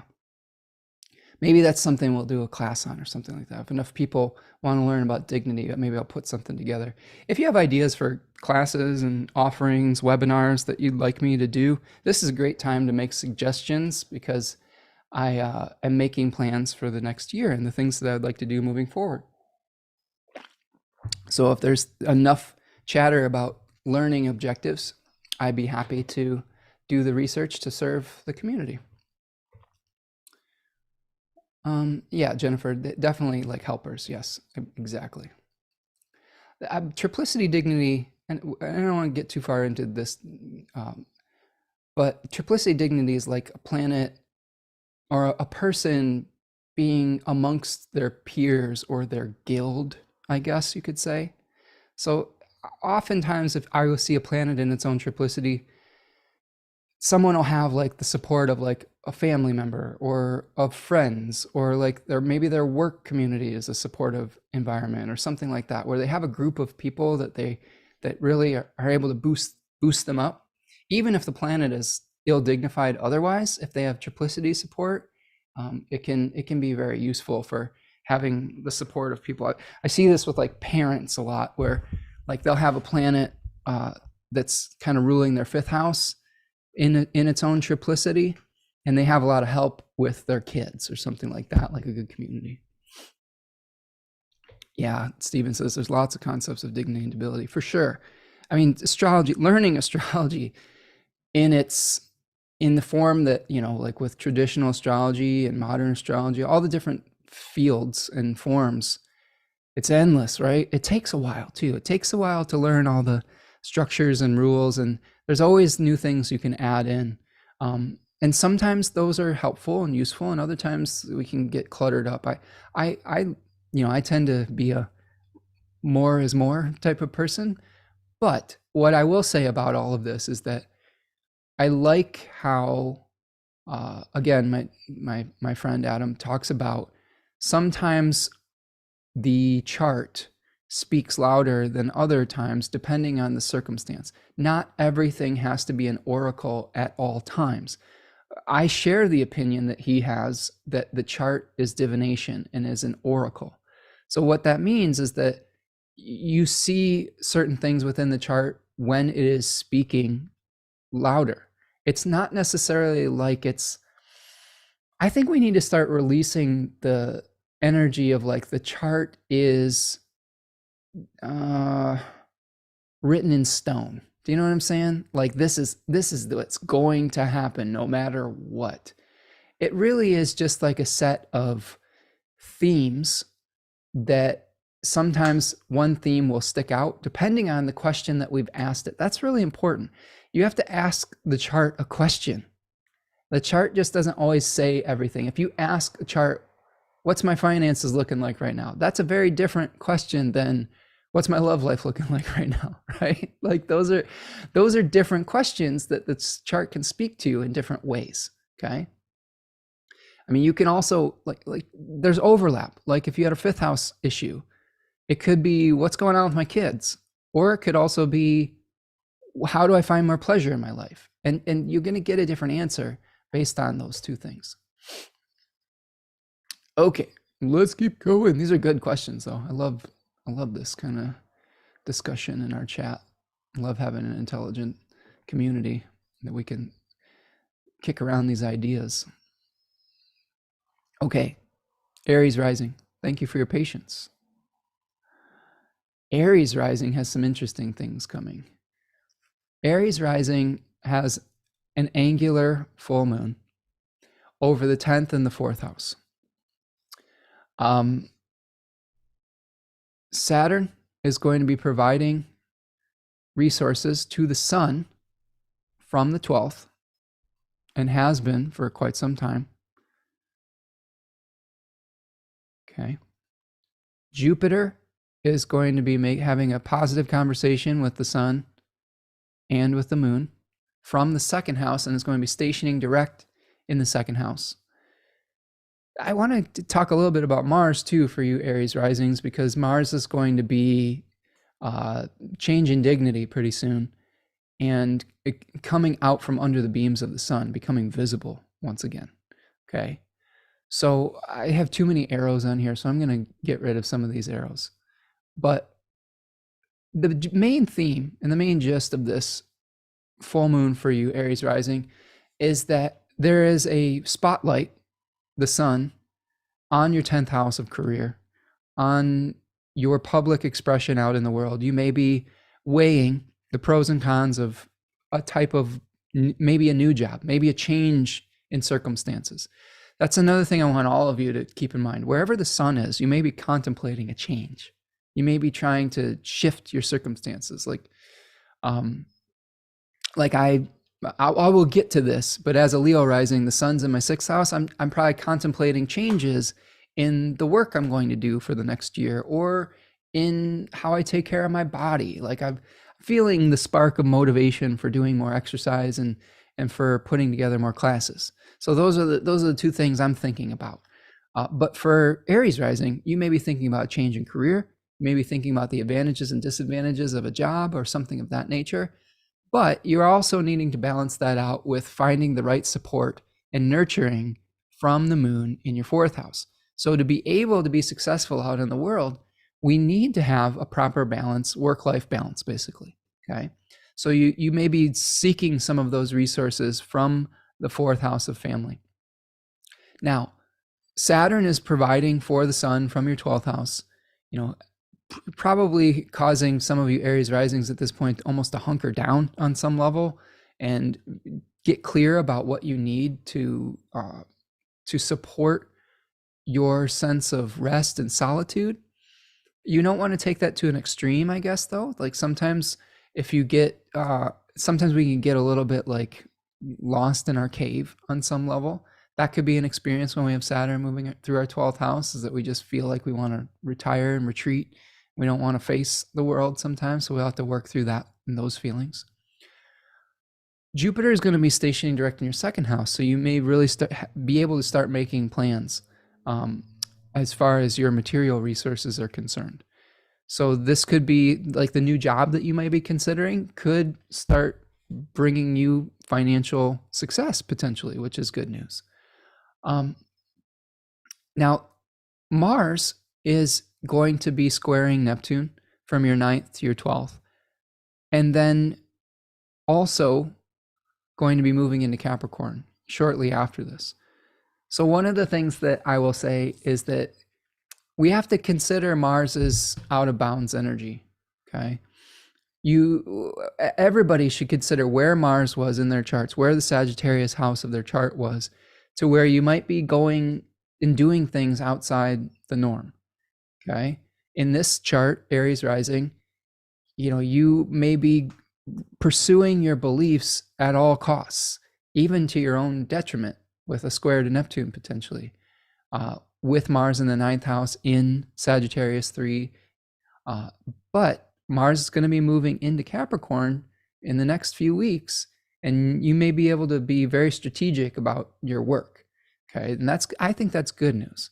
I think that the only downside of that is if you do have like a challenge at work, it could be a really powerful authority figure that you're dealing with or something like that as well. So be careful if you get into conflicts with people, because you may not be acting within the normal rules of engagement. Okay.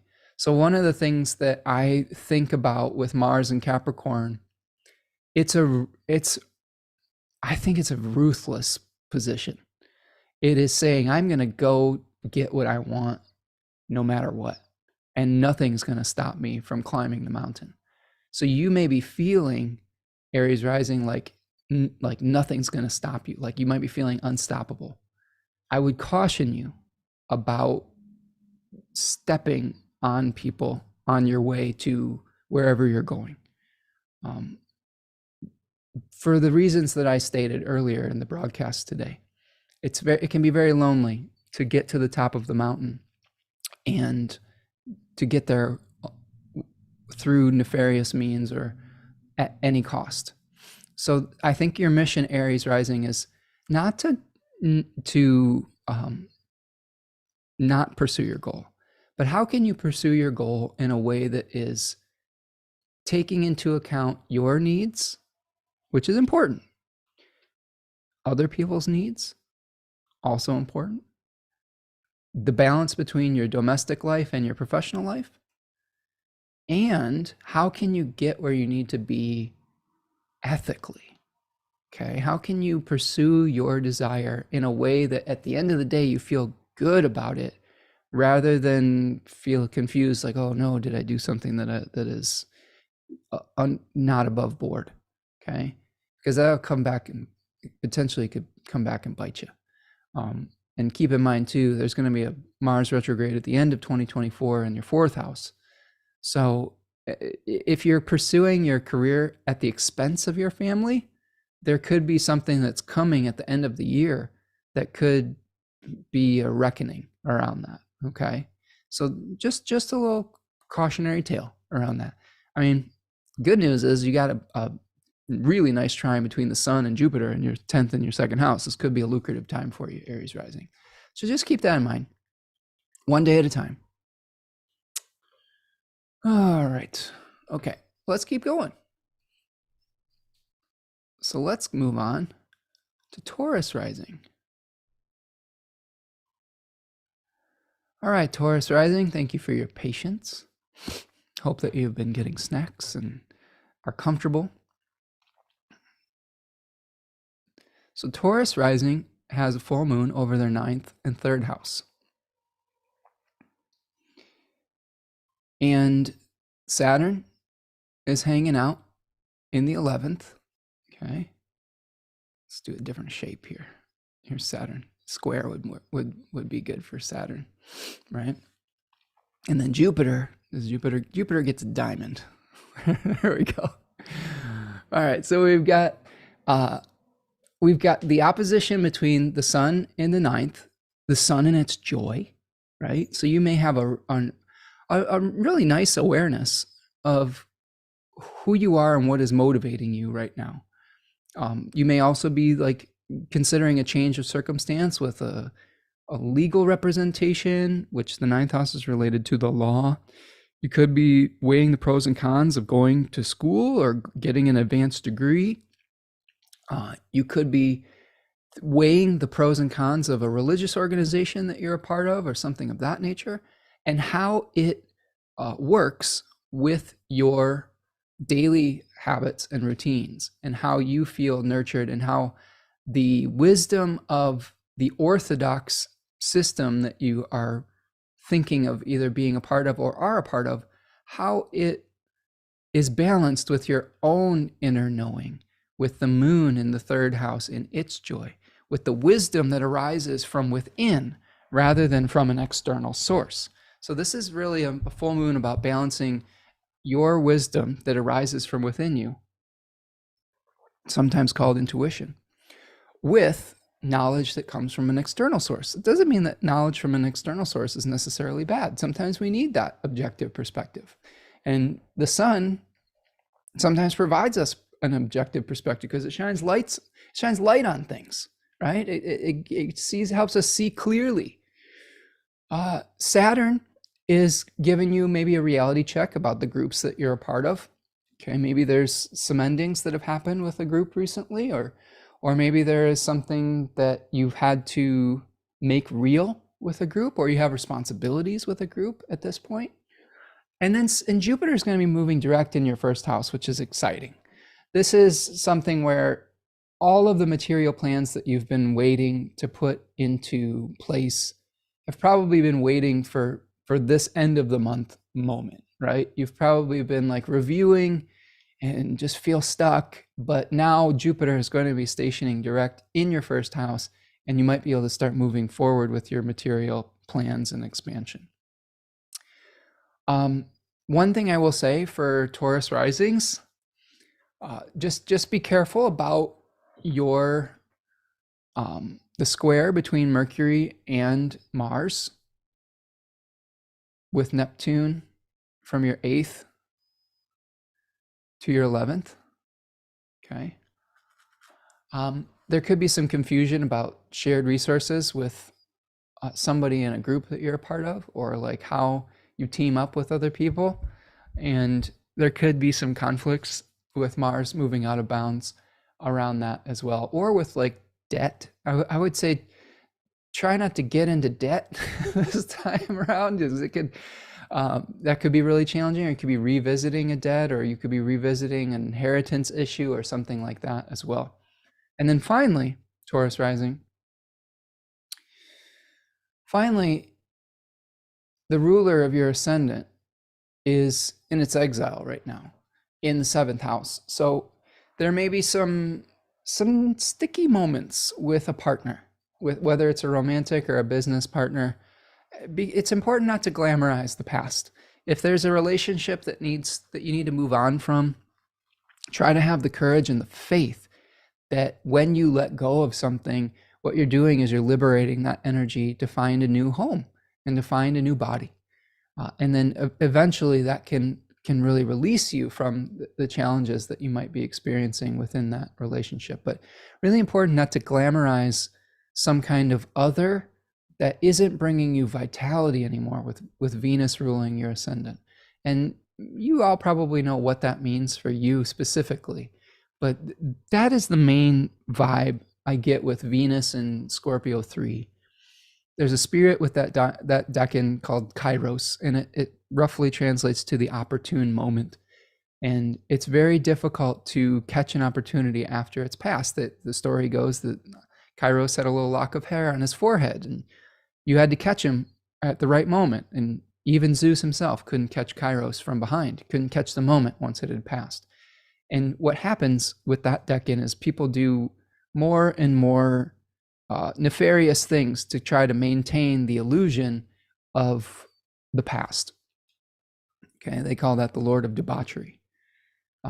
There may also be the addressing of an addiction too. Sometimes addiction comes up with Scorpio 3.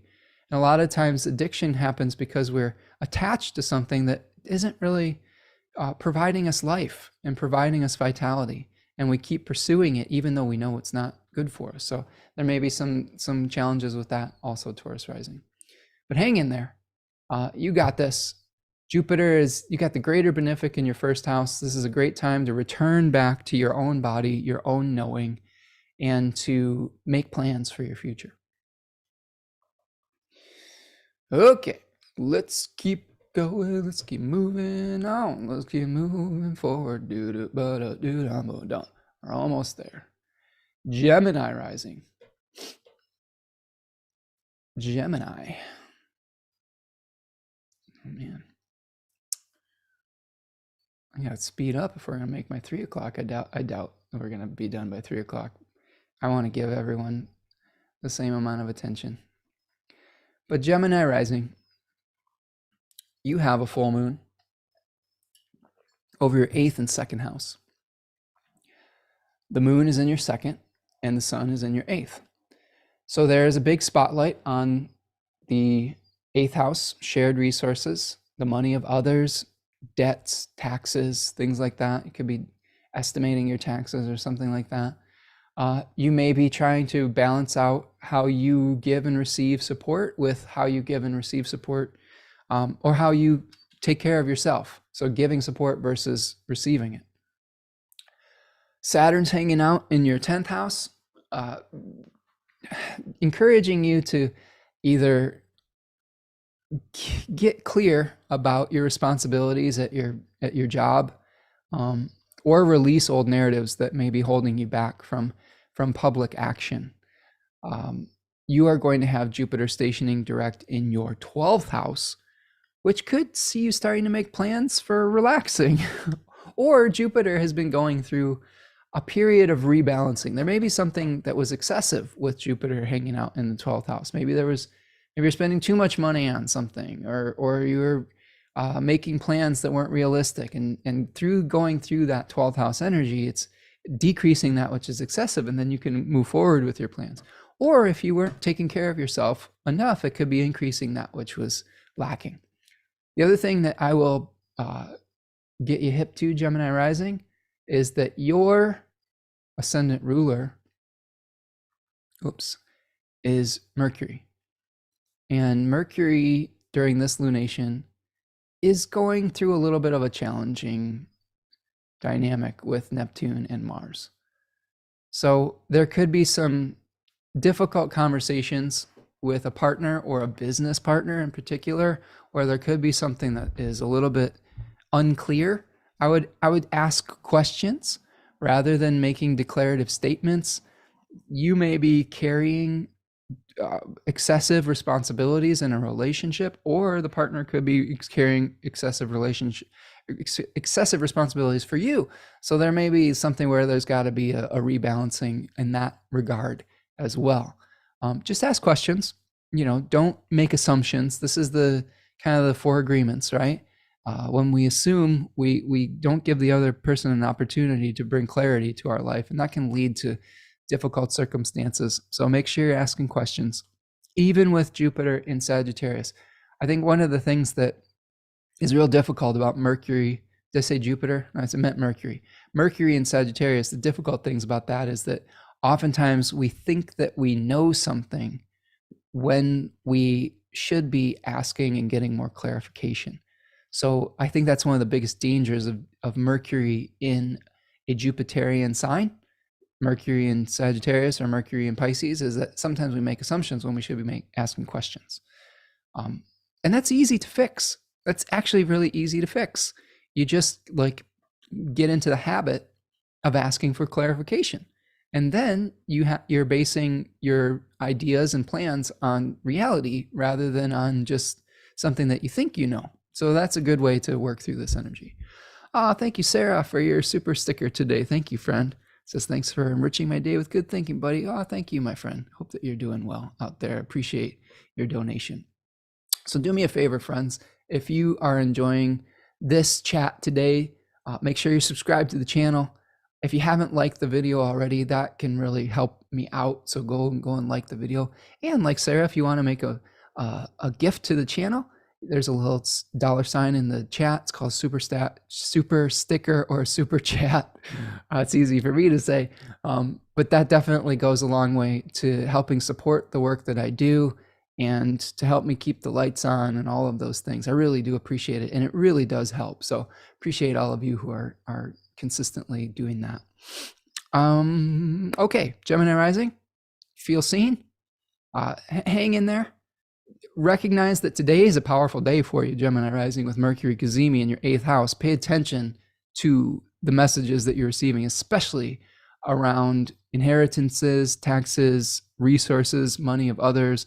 All of those types of communications will be very important, and then will have to be reviewed potentially with a partner moving forward in the weeks ahead. Okay. Let's go. Cancer rising. Cancer rising. I'm going to take a stretch before I do Cancer rising. Gotta move our bodies. Aw, Julene, you missed Gemini rising. Aw, well, sorry, buddy. Main gist of it, Julene, just this is the most Mercury retrograde thing for you Geminis here. Julene, powerful day for you. Mercury Cazimi in your 8th house. Pay attention to messages you receive with resources that are shared with a partner, okay, or with another. Get really clear about your resources versus someone else's. Take care of yourself, support yourself with nurturing, self-nurturing. And be very careful about your communication with someone in your job, a partner, like a business partner or something like that moving forward. So that's kind of the Reader's Digest version. And if you want the more in-depth, you go back and listen to the recording after the fact. But I'm glad you're here. Go Cardinals. How are the Cardinals doing? My friend down in Arizona. Wait, they heading towards a top 5 draft pick? That'll be exciting. Still think Cardinals should take Marvin Harrison Jr. Wide receiver, Ohio State. He'd pair up nicely with Kyler Murray. Okay. Cancer rising. What's up? Sorry. Oh, man. So, Cancer rising. You have an angular full moon. So this is a focal point with the sun in Capricorn in your 7th house of relationships. There could be some discussions about, how you're going to create the structures of your new relationship, or your of how you relate to one another and how you want to build a life with a partner. And thank you, Julene, for the super sticker. Appreciate you, friend. Thank you for that.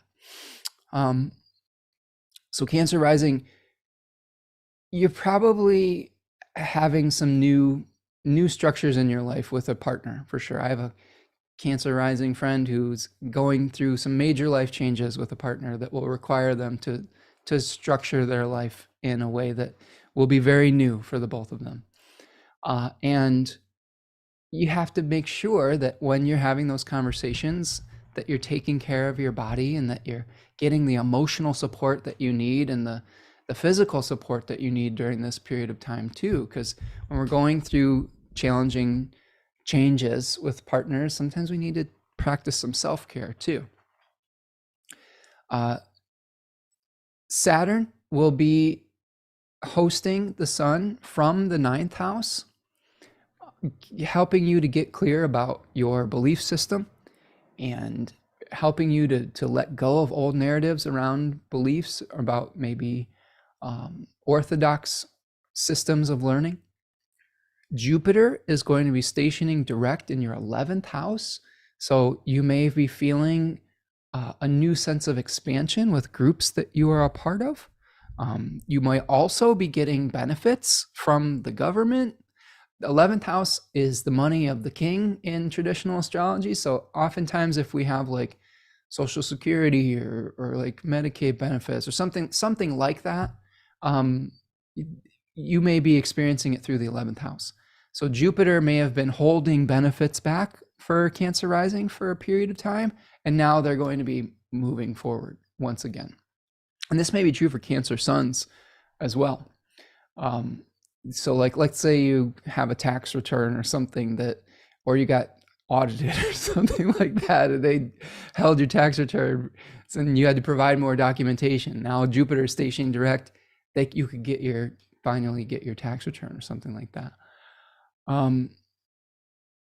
So the ruler of your ascendant is going to be the moon, and it's hanging out in its own house. So that's a powerful moment for you as well.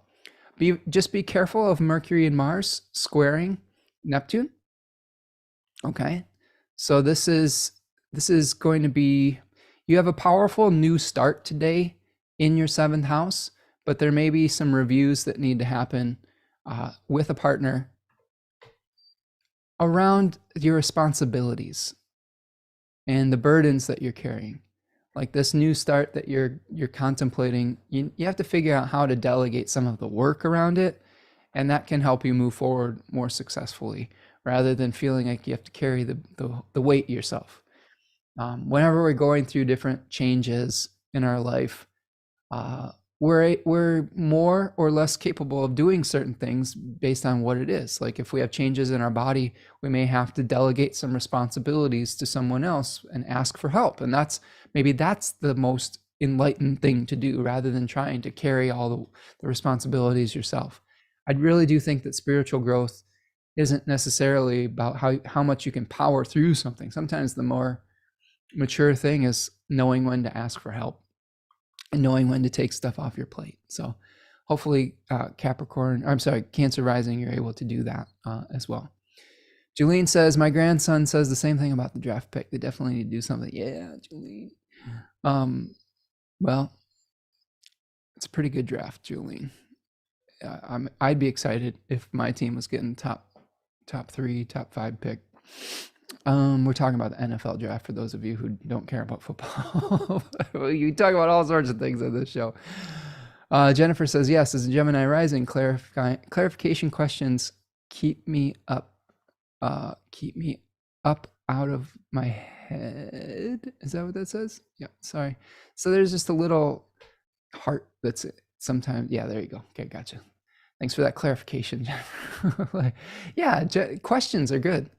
And if someone can't give you a straight answer, that's that should tell you something in a situation too, right? That's where when you trust your gut on something. So, okay, that's Cancer rising.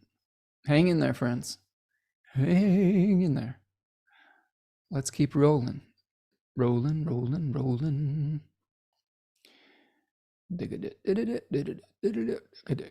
Rawhide. Leo rising. Leo, my fellow Leo risings, you have a full moon in your 12th house over the 6th and 12th house axis. So this could be a time where you're having an awareness of the work that is ahead of you, the work that is kind of a grind, that isn't maybe necessarily fun. You could have an awareness of a health issue or a new start that you want to make with your health. I know for me personally, as Leo rising, I'm looking at the year ahead, and I want to do more physical activities. Like I've been counting my steps recently. I always count my steps, but I've been kind of looking at how the trend has been going from like year to year, month to month, week to week, and I've been thinking about how I can beat my year record. I believe like my year record was like, oh geez, I don't know, something like 17.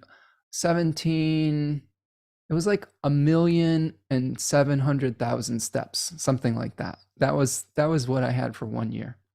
I know it sounds like a lot, but I don't know. If you walk a couple miles a day, that's like 3,000 or 4,000 steps a day. So I'm trying to beat that record for the end of the year. So that's kind of my awareness vibe around it. But for you, Leo rising, the sun is your ascendant ruler.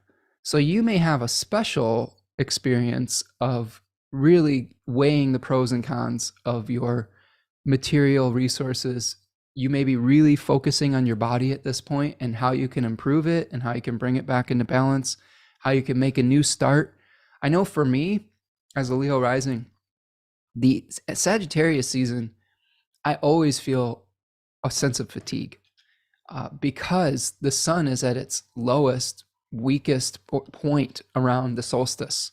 So around this period of time, I start to feel my energy coming back. I start to feel the light growing, So with Leo risings, this time of year can be extra difficult. And we're going to burst of new energy today and through the weekend, and I'm here for it. I feel it. I'm feeling pretty good today. And part of it was through allowing myself to rest for a week. So hopefully all you Leo risings have been getting some rest in the past few weeks and releasing some of your burdens as well. Jupiter Jupiter is about to station retrograde in your 10th house. That is exciting. Leo rising. Oh my gosh, I'm so geeked about this. So I will admit, I did some of my end of the year, like, I don't know, office equipment purchases today at the Mercury Kazemi. And I have a new monitor coming, like a big screen that's coming where I don't have to look at a tiny ass little screen anymore. I've got a big screen that's coming, and it's going to be delivered right as Jupiter is stationing direct and trining my natal Jupiter. So it could be something like that, where the supplies or the resources that you need are going to be available to you now that Jupiter is moving direct, and that could directly affect how you do your work and the success that you have moving forward publicly. Okay. I will also say, just from my own experience, sorry for being so anecdotal about Leo rising, but this is how we learn through our own lives. When Jupiter stationed retrograde in my own chart, which is also my time lord, I will admit that I had been really good about crafting a routine when Jupiter was direct in Taurus in my 10th house. Like, I'd started reading a lot of productivity literature about executive function and all of those things. I was starting to arrange my weeks a lot better. And then once the day that Jupiter stationed retrograde, literally the damn day, was like the first day of the NFL season. And it was like the fantasy football draft. And I kind of got sidetracked with starting to get a little bit obsessed with sports at that point. And what I'm noticing is that the season is winding down. The fantasy season will literally end like when Jupiter stations direct. And I know that that's not specific to everyone who's a Leo rising, but it's an example of how our routines could get disrupted. And now we can return back to maybe a healthy routine after something has ended and been reviewed, and we're able to move forward with our personal expression. Like, I've still been doing stuff and whatever. It's just like, I feel like it's a elimination of distractions that will start happening on some level. Now, one thing to keep in mind, Leo rising, is that Saturn will be in your 8th house, providing for the 6th. Okay, right here. And there's probably going to be some, I guess you could call come to Jesus conversations about the resources that you share with a partner, or how you share finances, or how you save money, or how you do long-term planning. That's something else I've been trying to figure out as a Leo rising myself, is how do I plan for my retirement or something like that. Like, I haven't been super good about that, and I'm getting into my middle age, and I need to kind of start thinking about that and focusing and planning and all of those things. So that might be something where we're having to get realistic about the resources that we share with others and like our long-term resources. Be careful, Leo rising, about Mercury retrograding through your 5th, conjoining with Mars out of bounds in the 5th house, and squaring Neptune in the 8th. If you are seeking pleasure right now doing anything, like, just be careful that it doesn't become a job. I'm going to admit something here that is a pattern that I'm noticing, and hopefully this will be a learning experience. I don't know if any of you are like enjoy games. I like games. I happen to have Neptune in the 5th house in Sagittarius 3. And I find a lot of beauty and escapism and transcendence through games of chance, like fantasy football. I'm not much of a gambler, so I don't do that. But if I play a video game, I can get completely immersed in it to the point where, like, sometimes reality starts to fade away and time has gone down like a tunnel that is irretrievable. Like, and I've had to learn that I can't really do that kind of thing. Or I need to set very strict limitations about my involvement in it. And as fantasy football, I'm going to admit something to all of you. Please don't rake me over the coals for it. As fantasy football is starting to come to an end, there's feels like a gap in like the dopamine hit that you get from following along and seeing your stats increase and all of these things. And I don't know if I made the mistake, but I made the action as Mars was hitting my Neptune to download a video game on my phone.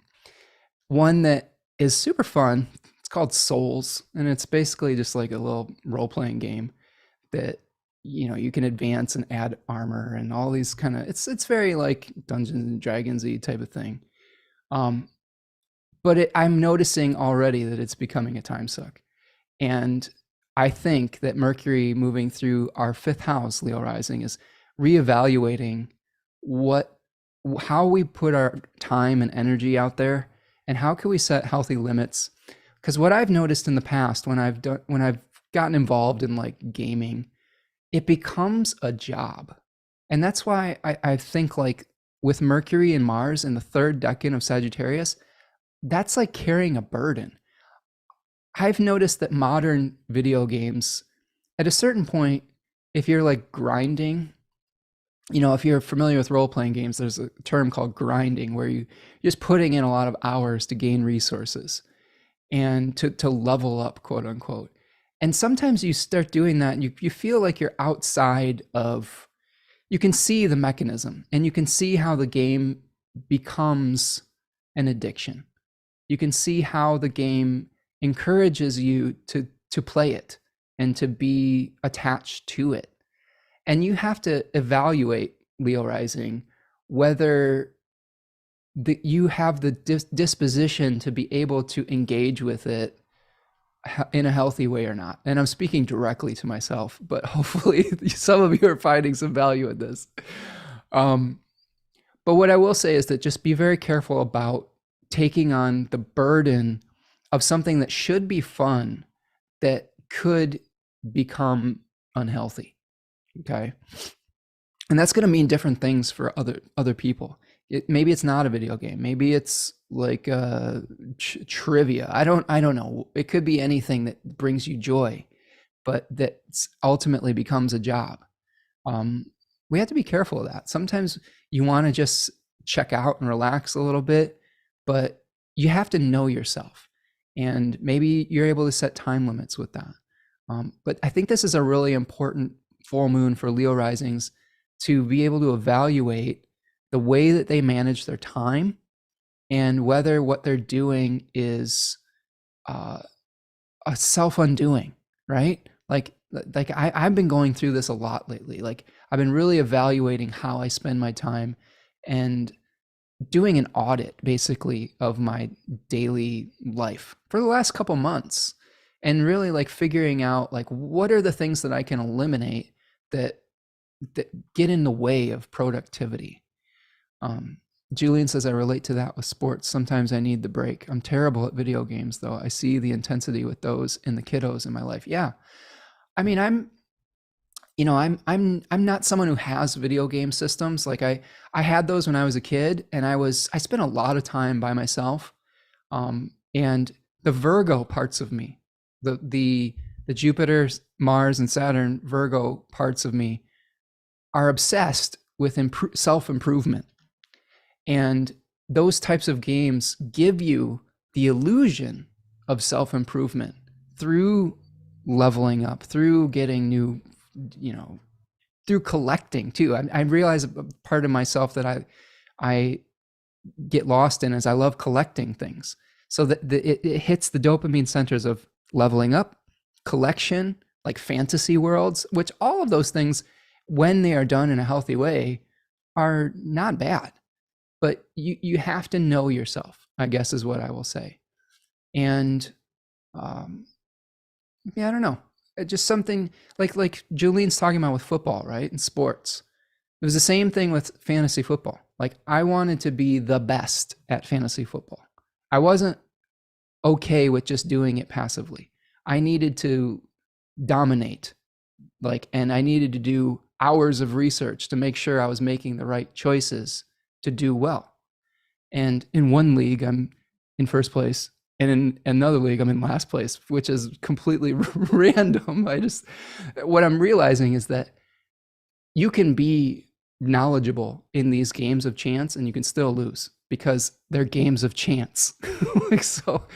So long story short, Leo rising, do a time audit. Make sure that if you're doing something pleasurable, that you're able to have balance with the work that you need to do to make your life functional and the ways that you may escape from your life as well to give yourself a break. Okay. That's how, long story short.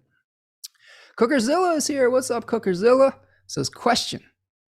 Yo, Spencer, Scorpio and Venus has been amazing for me. Natal Scorpio in Venus.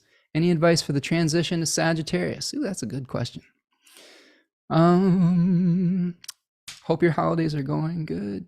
My 12th house friend. Yes. And then Julene says, never thought of it that way. Makes sense. Yeah. Just some philosophical conversations. But yes, Cooker, I just ended the Leo rising, so I will answer your question. Scorpio, Venus, transitioning to Sagittarius. I would say that it is a dignity improvement, just objectively. I would say that if you have been having a good time with natal Venus and Scorpio, depending on which house it's going into, maybe for you, Venus in Scorpio is in a positive house. I can't remember your rising sign off the top of my head, Cooker, but throw that in the chat and that'll give me extra context. But what I will say is that I do think that Venus in Scorpio will help us to, I think, get clear about what needs to be released in our life. And then once we release it, Venus in Sagittarius has all this released spiritual energy to try to find a new goal or new mission. So for Cookerzilla, it's 12th house Venus, Sag rising. Okay.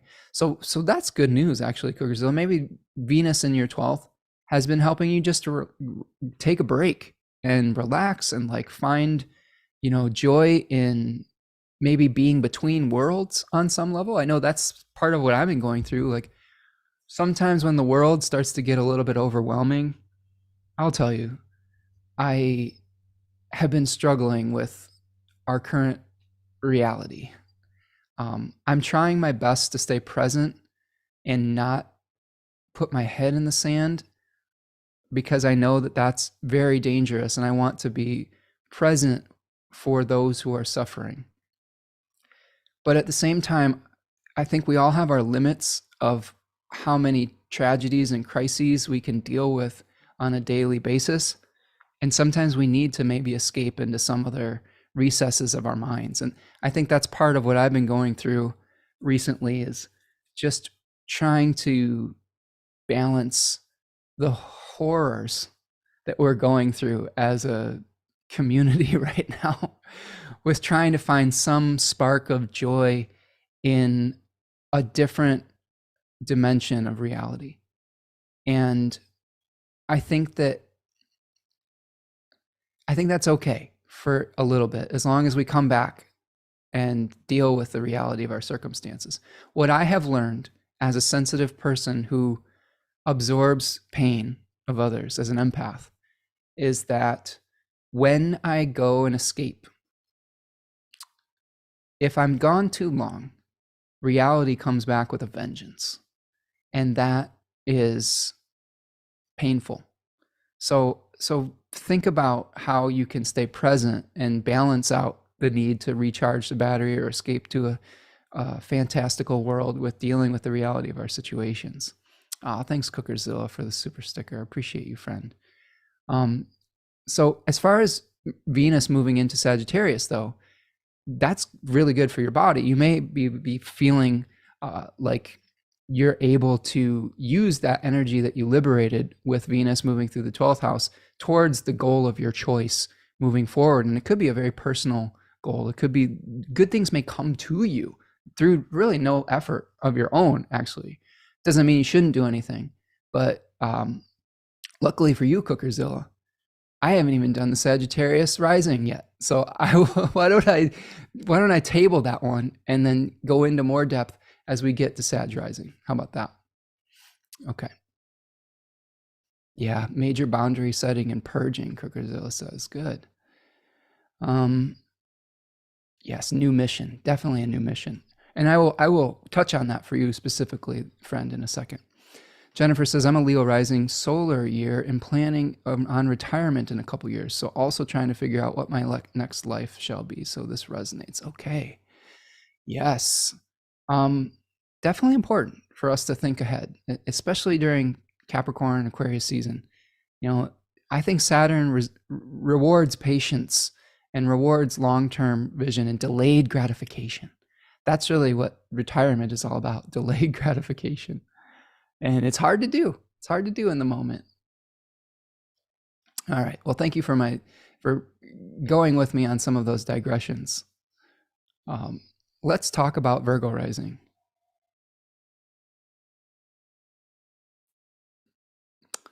Virgo rising has the full moon in the 11th house with the sun in the 5th.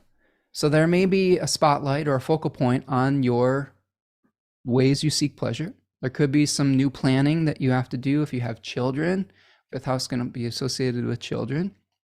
Oh, thank you, Stephen, for the super sticker. Appreciate you. Happy Yule to you as well, friend. And I think that you are going to have to balance out your personal desires, okay, 5th house, with the needs of the group. Okay, so there may be something where you're getting kind of pulled in a couple different directions with the group that you're a part of, or and you may have some creative ideas, but you've got to balance them out with what would be best for the collective. Saturn is moving through your 7th house, Virgo rising, and which is asking you to surrender some old narratives in your relationships. Mercury and Mars are going to be squaring Neptune from your 4th to your 7th house, which could be related to having to review some things in your family and revisit some old, maybe even some old places that you've lived or old people in your life. There may be some questions that you have to ask with your parents if they're still with us.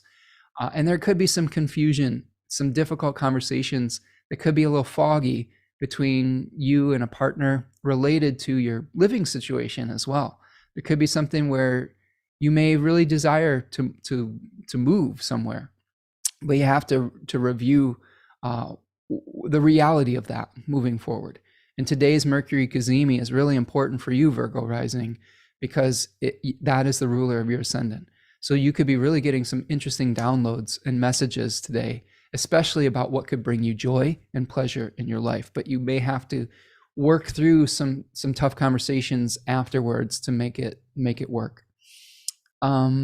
Jupiter is going to station direct in your 9th house. So if you've been waiting on maybe like joining a higher education program or something of that nature, things could start moving forward with that. If you've been delaying a travel plan, you could be starting to move forward with that as well at the end of the month. And I think that this could be a great time for a trip, actually, where you're having a trine between the sun and Jupiter from your 5th to your 9th house, where you're just doing something for pleasure, right? Maybe you're returning to see a family member and it becomes a pleasurable trip or something like that. So that's something else to consider moving forward. Okay. All right, let's go to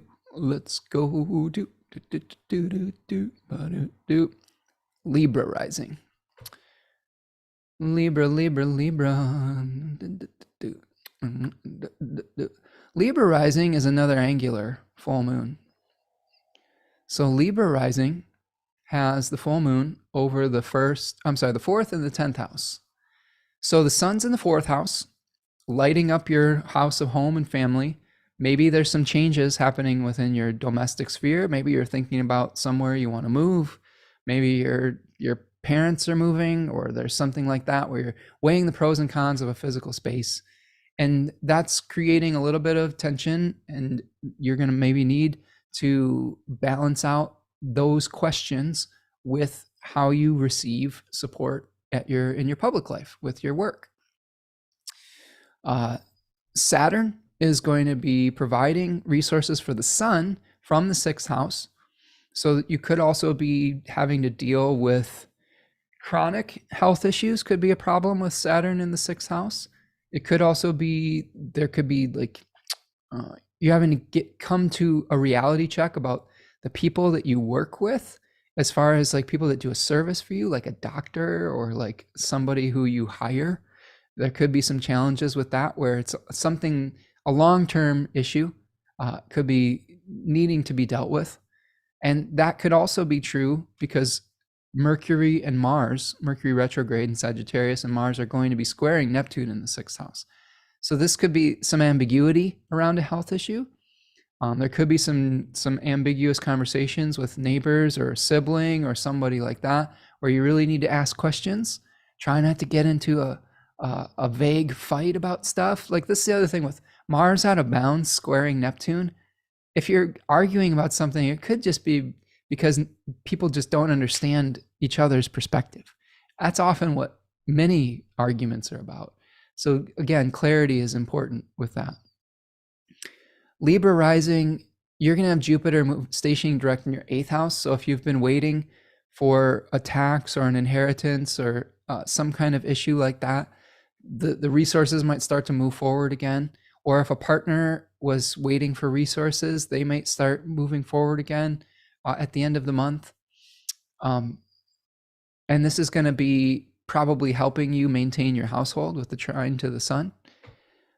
Your ascendant ruler is Venus. Venus is going to be improving their dignity. They're going to be moving out of your 2nd house and moving into your 3rd. So now Venus will be able to witness your ascendant. You may have some liberated energy after maybe letting go of some things that were personal to you. Maybe letting go of some bad habits or some spending habits. Maybe you had to purge your budget or something, and now you've freed up energy and resources to do something new. Okay, so that's what we've got. One other thing, just for everyone. Cooker was asking me about Venus moving into Sagittarius.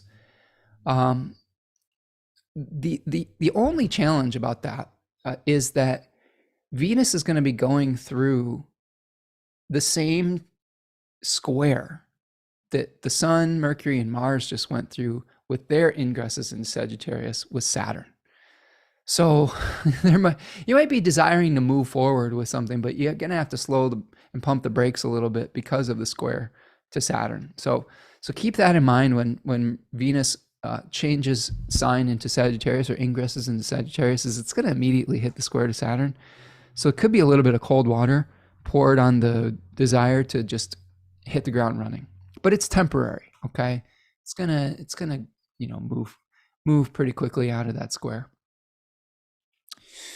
All right, Scorpio risings. Scorpio. I always say Scorpio Joe Biden, Scorpio Joe risings, because Joe Biden is Scorpio Joe. Scorpio rising, you have a full moon in your 3rd and 9th house. Sun is in your 3rd house, moon is in the 9th. And there could be a focal point with a spotlight being on your daily habits, your routines, your rituals. Could also bring in topics of siblings. It could be how you organize your daily routines and habits. Scorpio risings might have to be getting a reality check around either an issue with a child or an issue with like how they seek pleasure.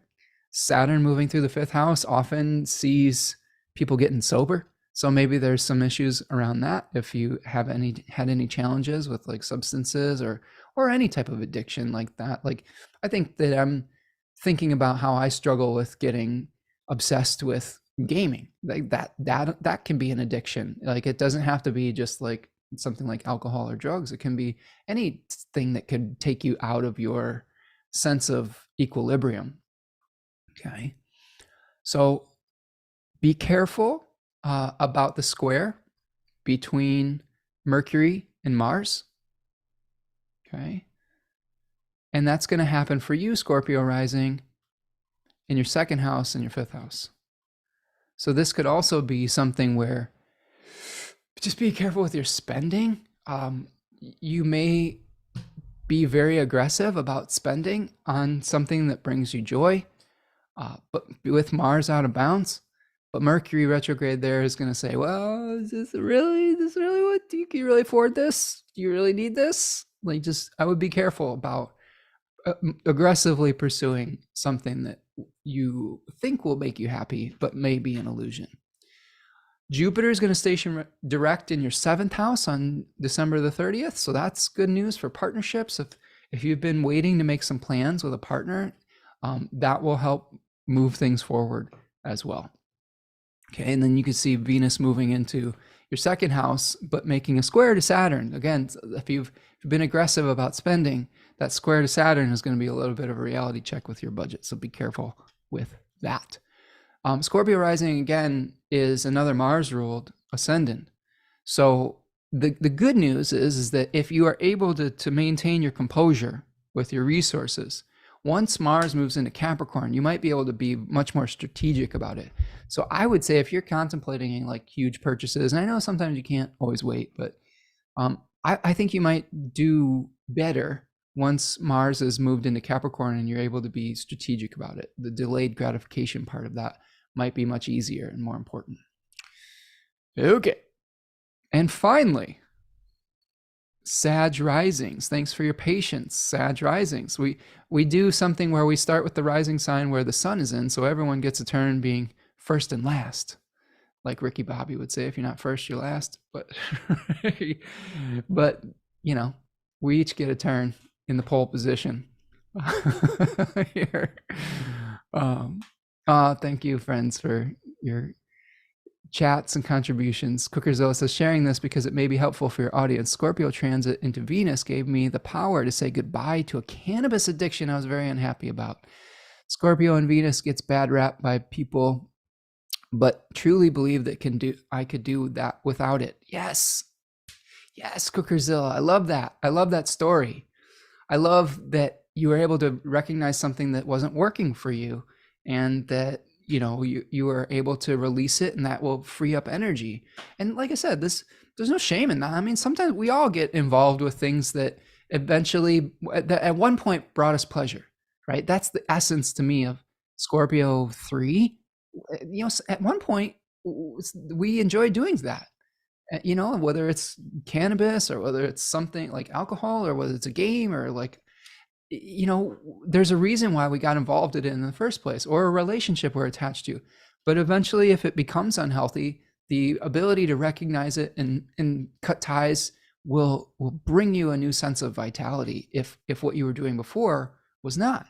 So congratulations on that, friend. And I've gone through a period or two with the devil's lettuce, but I don't think I've gotten super involved in it. But maybe in my younger days I had a few partakings. But for me, man, I tend to do things very intensely, but I think that one of the things that I've always appreciated about my personality is that I recognize very quickly if I'm going off the rails with something, and the Virgo parts of me are like, nope, you can't go too far down that direction. So thankfully I haven't gone too far down that, but I know that everyone is different. Everyone's temperament is different. And I'm rooting for you, whichever way works out for you. So let's see. Oh, Cookerzilla says, mind you, this was after a Venus retrograde in Leo, and it felt absolutely impossible to quit during that retrograde. Yeah, no shame, just goodbye. Exactly, Cookerzilla. I agree with you on that. Happened exactly when you needed it to. Yep, for sure. Um, and it's tough. Like here's the thing.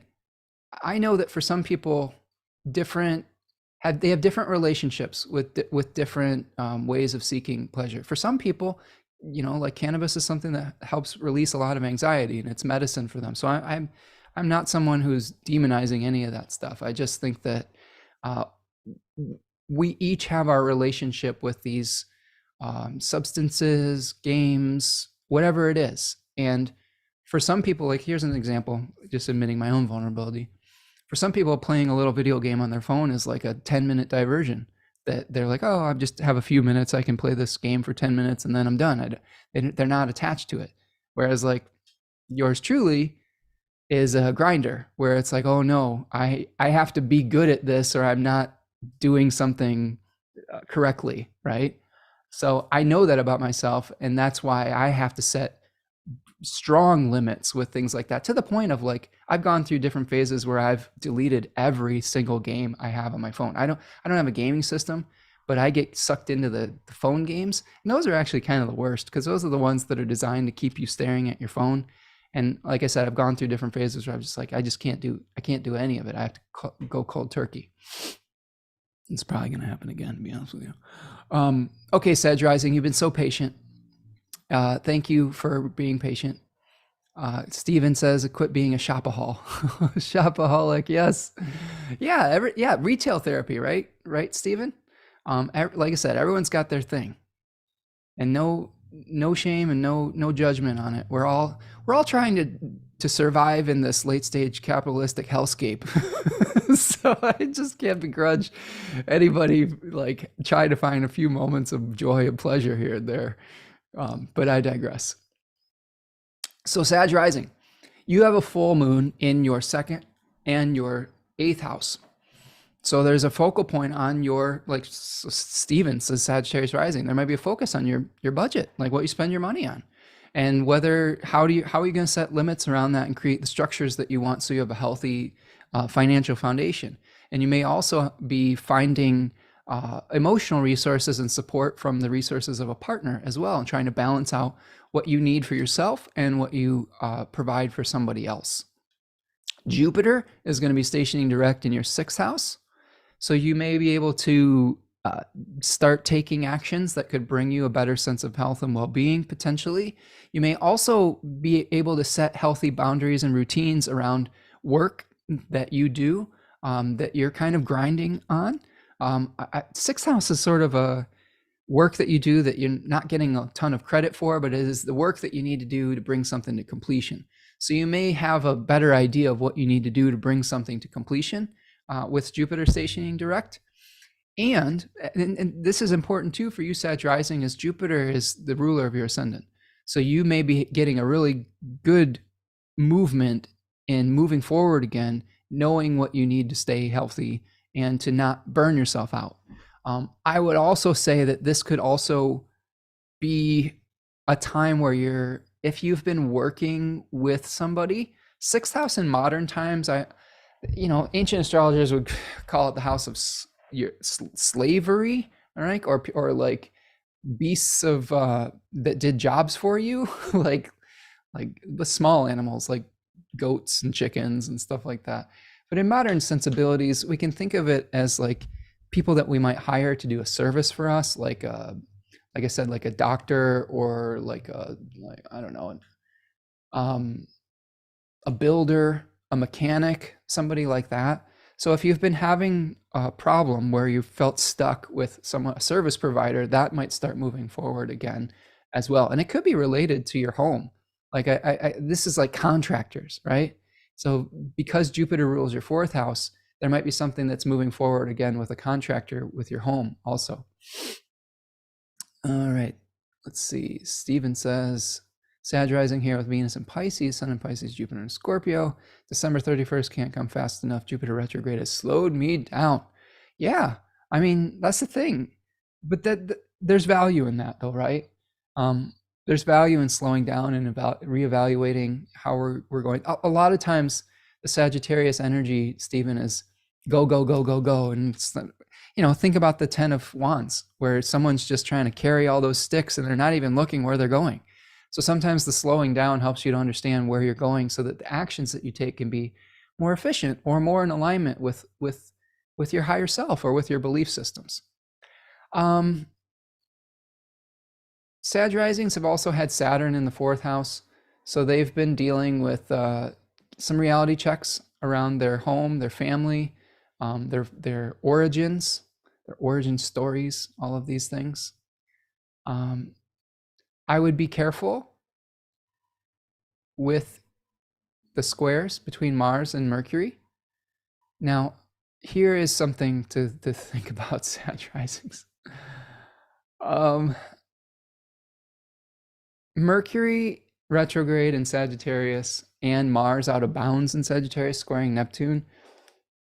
Oftentimes, Sagittarius has been categorized as a blunt sign.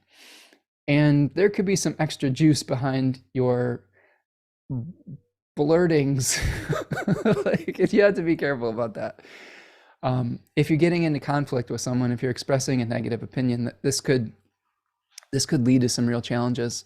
So just kind of think before you speak, if you can, so that you don't get yourself in a difficult argument, especially with like family and things of that nature. The good news is that Venus is going to be moving into your 1st house, and as Cookerzilla was talking about earlier, Venus in Scorpio natally has helped them release an addiction that wasn't working for them anymore, and maybe this period of time with Venus moving into Sagittarius, from releasing a bad habit or something that just wasn't bringing you vitality anymore, that will release that energy to help you to direct it in a way that will be healthy moving forward. The only thing I will say is that Venus is going to be moving into a square with Saturn. So that liberated energy is going to want to move and go fast right away, but take your time, because you're going to have to consider the ramifications of your personal actions on your family, on your living situation, and things of that nature. So it's okay to take a few deep breaths. Steven says, oh yeah, I appreciate that. I used to be the go, go, go type, and as I'm in my 50s, I love this. Foot and mouth is never fun. Yeah, right. Foot and mouth disease. I've experienced it. And I have some Sagittarius people in my life. My partner is a Sagittarius sun, and my daughter is a Sag moon. And we've had to have some conversations about that type of experience. But I think that if you heed the advice that the planets are trying to give us right now, which is slow down and think before you speak, ask questions rather than making declarative statements, especially if it's something where you're expressing negativity, because you might be expressing an opinion that isn't based on all of the facts, especially because of the Mars-Mercury square with Neptune. Okay, so try not to get your blood riled up without getting all the information first. Does that make sense? And that'll save us a lot of pain and heartache. For me, the Sag people in my life, when they get worked up about something or when they do the foot and mouth thing, oftentimes the fallout is really painful for them. And they don't mean to be confrontational. They're just kind of bluntly stating what they view as a truth. And sometimes it is a truth, and sometimes it's their opinion. And you have to know the difference between those two things. And the way that you can do that is getting a consensus reality with somebody else. Okay, that's what Gemini does. It's trying to communicate. The balancing force, right, is trying to communicate to see what our consensus reality is rather than our subjective reality. And if you're able to do that, then it saves us from that really the challenge of like making too many assumptions. Okay, KP 1231 says Sag rising with Saturn squaring ascendant currently, Jupiter going direct, will be a great December 31st birthday present. Yay! Happy birthday, KP 1231. That will be wonderful, having that stationing direct in your chart. That'll be fun. The stuff's going to start moving forward for you, my friend. All right. Well, I think we got through all of the rising signs here. Thank you so much for hanging out with me there. We're going to do two more things before we end today. First, before I get to the animal and the I-Ching, Do me a huge favor, if you haven't liked this video yet, please hit the like button. It really does help with the algorithm. We got to please those digital algorithmic gods.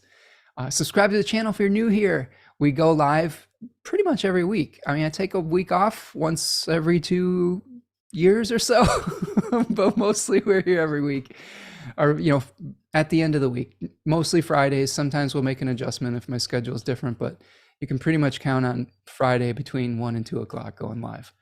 And then, if you want to make a donation to the work that I'm doing, we've had some generous gifts to the channel here today. Appreciate all of you. There's a little $sign in this. It's called Super Sticker or Super Chat. Or you can buy me coffee after the fact at buymecoffee.com. I'm also open for readings right now too. So if you're needing some extra guidance, check out my website, spencermichaud.com, to be able to schedule either a natal reading if you want to know what your lifelong natal narrative and mythology has to say for you, or if you need some guidance in the next few months. I do transit readings and things of that nature. I also do single question types of things. If you have one particular issue you want to focus on, there's a lot of options. So check that out as well. Also, last little advertisement, 20% off the Decans of Capricorn webinar. If you are enjoying the things I've talked about with Capricorn, but you want to dive deeper, it's a three-hour webinar where I talk all things Capricorn, including the tarot, decans, fixed stars, mythology. It's a tour de force of Capricorn. And my beautiful partner, Tanya Andrews, has a 25% off sale for the end of the year until Christmas at Third Coast Mojo. So go support her as well. And they make great little stocking stuffers and Christmas presents if you need something for your magically inclined family member or friend. Steven says, question, which zodiacal sign do you consider to be the Karens? The Karens. Are you meaning Karens like white women that try to assert themselves in weird situations? Is that what you mean? Yeah, I don't know. I don't know, Stephen. I think everybody can be a Karen. I think every sign can be a Karen in various circumstances. That's fun. But yeah, it's tough. It's tough to say. I will say that a Karen, quote unquote. Oh, and thank you for the super sticker, KP1231. Uptight person. I think a Karen doesn't necessarily have to be male or female or of a certain demographic. Like a Karen can be someone who is uptight and thinks that they know something. And I think that there's a lot of it could be Jupiter, energy with Karenism. Although, like I said, it's very dangerous to make a blanket statement about a planet or a sign and try to ascribe it to a negative character flaw or trait. So I'm going to plead the fifth on that one, Stephen, and move on. Sorry, going out the rails here. Thank you, KP, for the super sticker. We got to finish this one up, friends. So the hexagram that I got for you for the full moon in Capricorn, or in Cancer 1, sorry, I'm just kind of getting fatigued. We're heading into hour 3 here. I got abundance, which is hexagram number 55, which translates to zenith, fullness, splendor, plenty, being generous, acting decisively, living in the present, and making the most of good times. So the abundance, to me, that hexagram speaks to an opportune moment where we have like the height of something, which is ironic because the sun is actually at its lowest point during the solstice.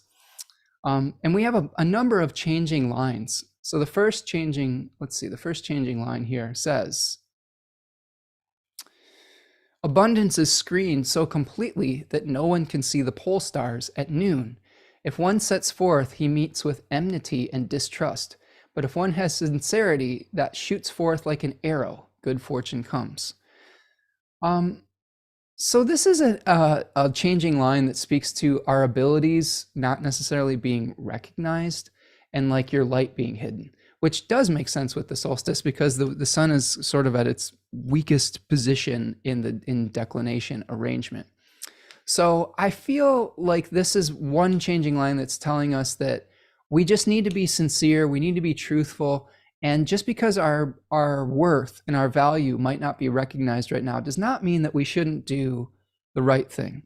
Okay? Like this is something that I've seen Capricorns do over and over and over again is they just kind of keep showing up, and they have the long term in regards. They don't necessarily need the accolades right away. They just they show up, they do their work, and eventually that work pays off. Saturn rewards consistency over time.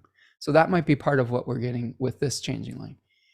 The next changing line, and there's like 4 of them. This is a very active hexagram. It says, abundance is shaded so completely that one can see the dimmest stars at noon. He breaks his right arm, no blame. So this line is describing a total eclipse, which blots out light and energy. So we may be experiencing something at this full moon where we are having some kind of eclipse of our energy, of our influence, or that there may be a petty influence that could come into the equation. So we need to make sure that we're not stooping to someone's level if we are experiencing that as well. So if there's something that is outside of your control, patience is required. It's encouraging us towards patience, and that things will improve eventually if we stick to our integrity. The line at the 5th place is changing. It says, beauty and brilliance come forward, blessing and fame draw near, good fortune. Now, if some of these seem contradictory, the I-Ching, I like to read the I-Ching from the bottom up. So you could see it as a narrative. So we could see that our brilliance might not be recognized in the beginning, but eventually over time, we're going to see beauty and brilliance come forward, blessings and fame draw near, good fortune. So this is something where we may have people coming out to support us eventually, which is what we see in the 2 of Cups, like the emotional support that we need to ascend the mountain, like the support that Samwise Gamgee gave to Frodo so that he could complete his mission, right? So this is something where if you are able to be kind to the people in your community, they will come to your aid. Like, don't underestimate the value of appreciating the people that you have in your life. I think this is important balancing energy for Capricorn ambition, is acknowledging the support that we have in our life. Because like I said, it's very difficult. You can make it more difficult to try to achieve something on your own than opening yourself up to a little bit of help sometimes. And then finally, the top line says, abundance in his house. He screens off his family. He peers through the door, lonely and abandoned. For 3 years, he sees no one, misfortune. So this talks about a time of abundance potentially ending. And it's a warning. It's saying that the times of plenty are ending because of people's selfishness. So if you become short-sighted during this period of time and you try to accumulate like all the resources and claim fame, ambition for yourself, that can plant the seed of its opposite. If you study Taoism, you see in that symbol of the Tao, the seed of the dark planted in the excess of light, or the seed of light planted in the excess of darkness. So if you have an excess of ambition, you might reach the peak, but it might also be planting the seed of your future downfall. So be careful not to become arrogant or ruthless or stubborn in your pursuits, and share the spotlight, share the glory, temper your ambitions if you are getting too fixated on going forward. Okay. My dad is a wise person, and I always kind of berated him in my youth because he's a Pisces and he has a Taurus rising, and he always seemed just like happy with what I considered at the time mediocrity. And as I've gotten older, what I've learned is that he's sort of like Jerry Gergich. If you've watched Parks and Rec, that character is to me like the epitome of a Pisces. He kind of kept his head low and just went and did his job, and then had a really nice like like home life, personal life, and he didn't want to ascend to the peak of his whatever. He works in aerospace. He helps do logistics for airplane repairs, but he didn't want to ascend the corporate ladder because he's like, you know what? You ascend that ladder too high, then eventually people are coming for you, and that's not what I want in my life. I don't want that stress. So he just did his job, and like I'm starting to realize like that, man, there's such wisdom in that. Like there is a hexagram line in hexagram 62 where they say that the flying bird that flies too high loses their song. And I think that that's good advice for Capricorn is yes, ambition is important. Yes, striving can bring us closer to our goals. But when we overly strive, that's where we're planting the seed of our self-undoing. So sometimes the lesson there is gratitude for what you have rather than what you don't. And I think that's part of what this is teaching us through the I-Ching here. And finally, this is all of these changing lines are changing the hexagram number 10, which translates to treading or treading on the tiger's tail, or conduct, circumspection, treading carefully. And a tiger is a dangerous animal. Ironically enough, the tiger was the animal that I pulled. So I pulled the hexagram that was associated with the tiger, and I pulled the tiger randomly as an animal as well. So a tiger is a hunter, and a tiger is also a dangerous predator. And in the I-Ching, you're following something dangerous, and you have to be careful. If you get too close to it, it'll bite you, right? If you respect the tiger and you act appropriately around it, you can be safe. So this advice I'm giving you today is not to release all ambition. The advice is to pursue it in a balanced way, to appreciate the people and the milestones that you've achieved along the way, to appreciate the community that you're a part of, because it's a lot more fun to pursue a goal with your friends and family rather than to alienate them through being overly ambitious and hardened. Okay, so if we are able to act correctly in the pursuit of our goals, we will have more success than if we are ruthlessly pursuing them at all cost, stepping on people on the way. You step on people on the way to your goals, eventually you will become a stepping stone for someone else and they will crush you. So important to keep in mind. So I hope that was helpful for you today. The tiger is a symbol of strength, beauty, uniqueness, but also of danger, right? Of also something that it deserves respect. The tiger also can represent sexuality. So it's kind of like maybe we need to improve our image or like spruce up what we're doing to be able to go where we need to go. Sometimes we have great content, but like the package needs a little bit of sprucing up. And that's also not a bad Capricorn use of our energy, is really like maybe changing our delivery style and the structures of our delivery so that the content that we have or the wisdom that we have to share is able to be delivered in the way that will be received by who it is meant for. Okay, that's what I've got for you today. KP says, I'm a Mars in Pisces, and I totally agree about your dad's outlook. Very wise. More ambition, more problems. I mean, that's what he's been preaching to me since I was a little kid. And again, as a Leo rising, that message was difficult to hear at various times because Leo energy is about, I mean, it's the ambition of the sun. It's wanting to dominate rather than to just go along with stuff.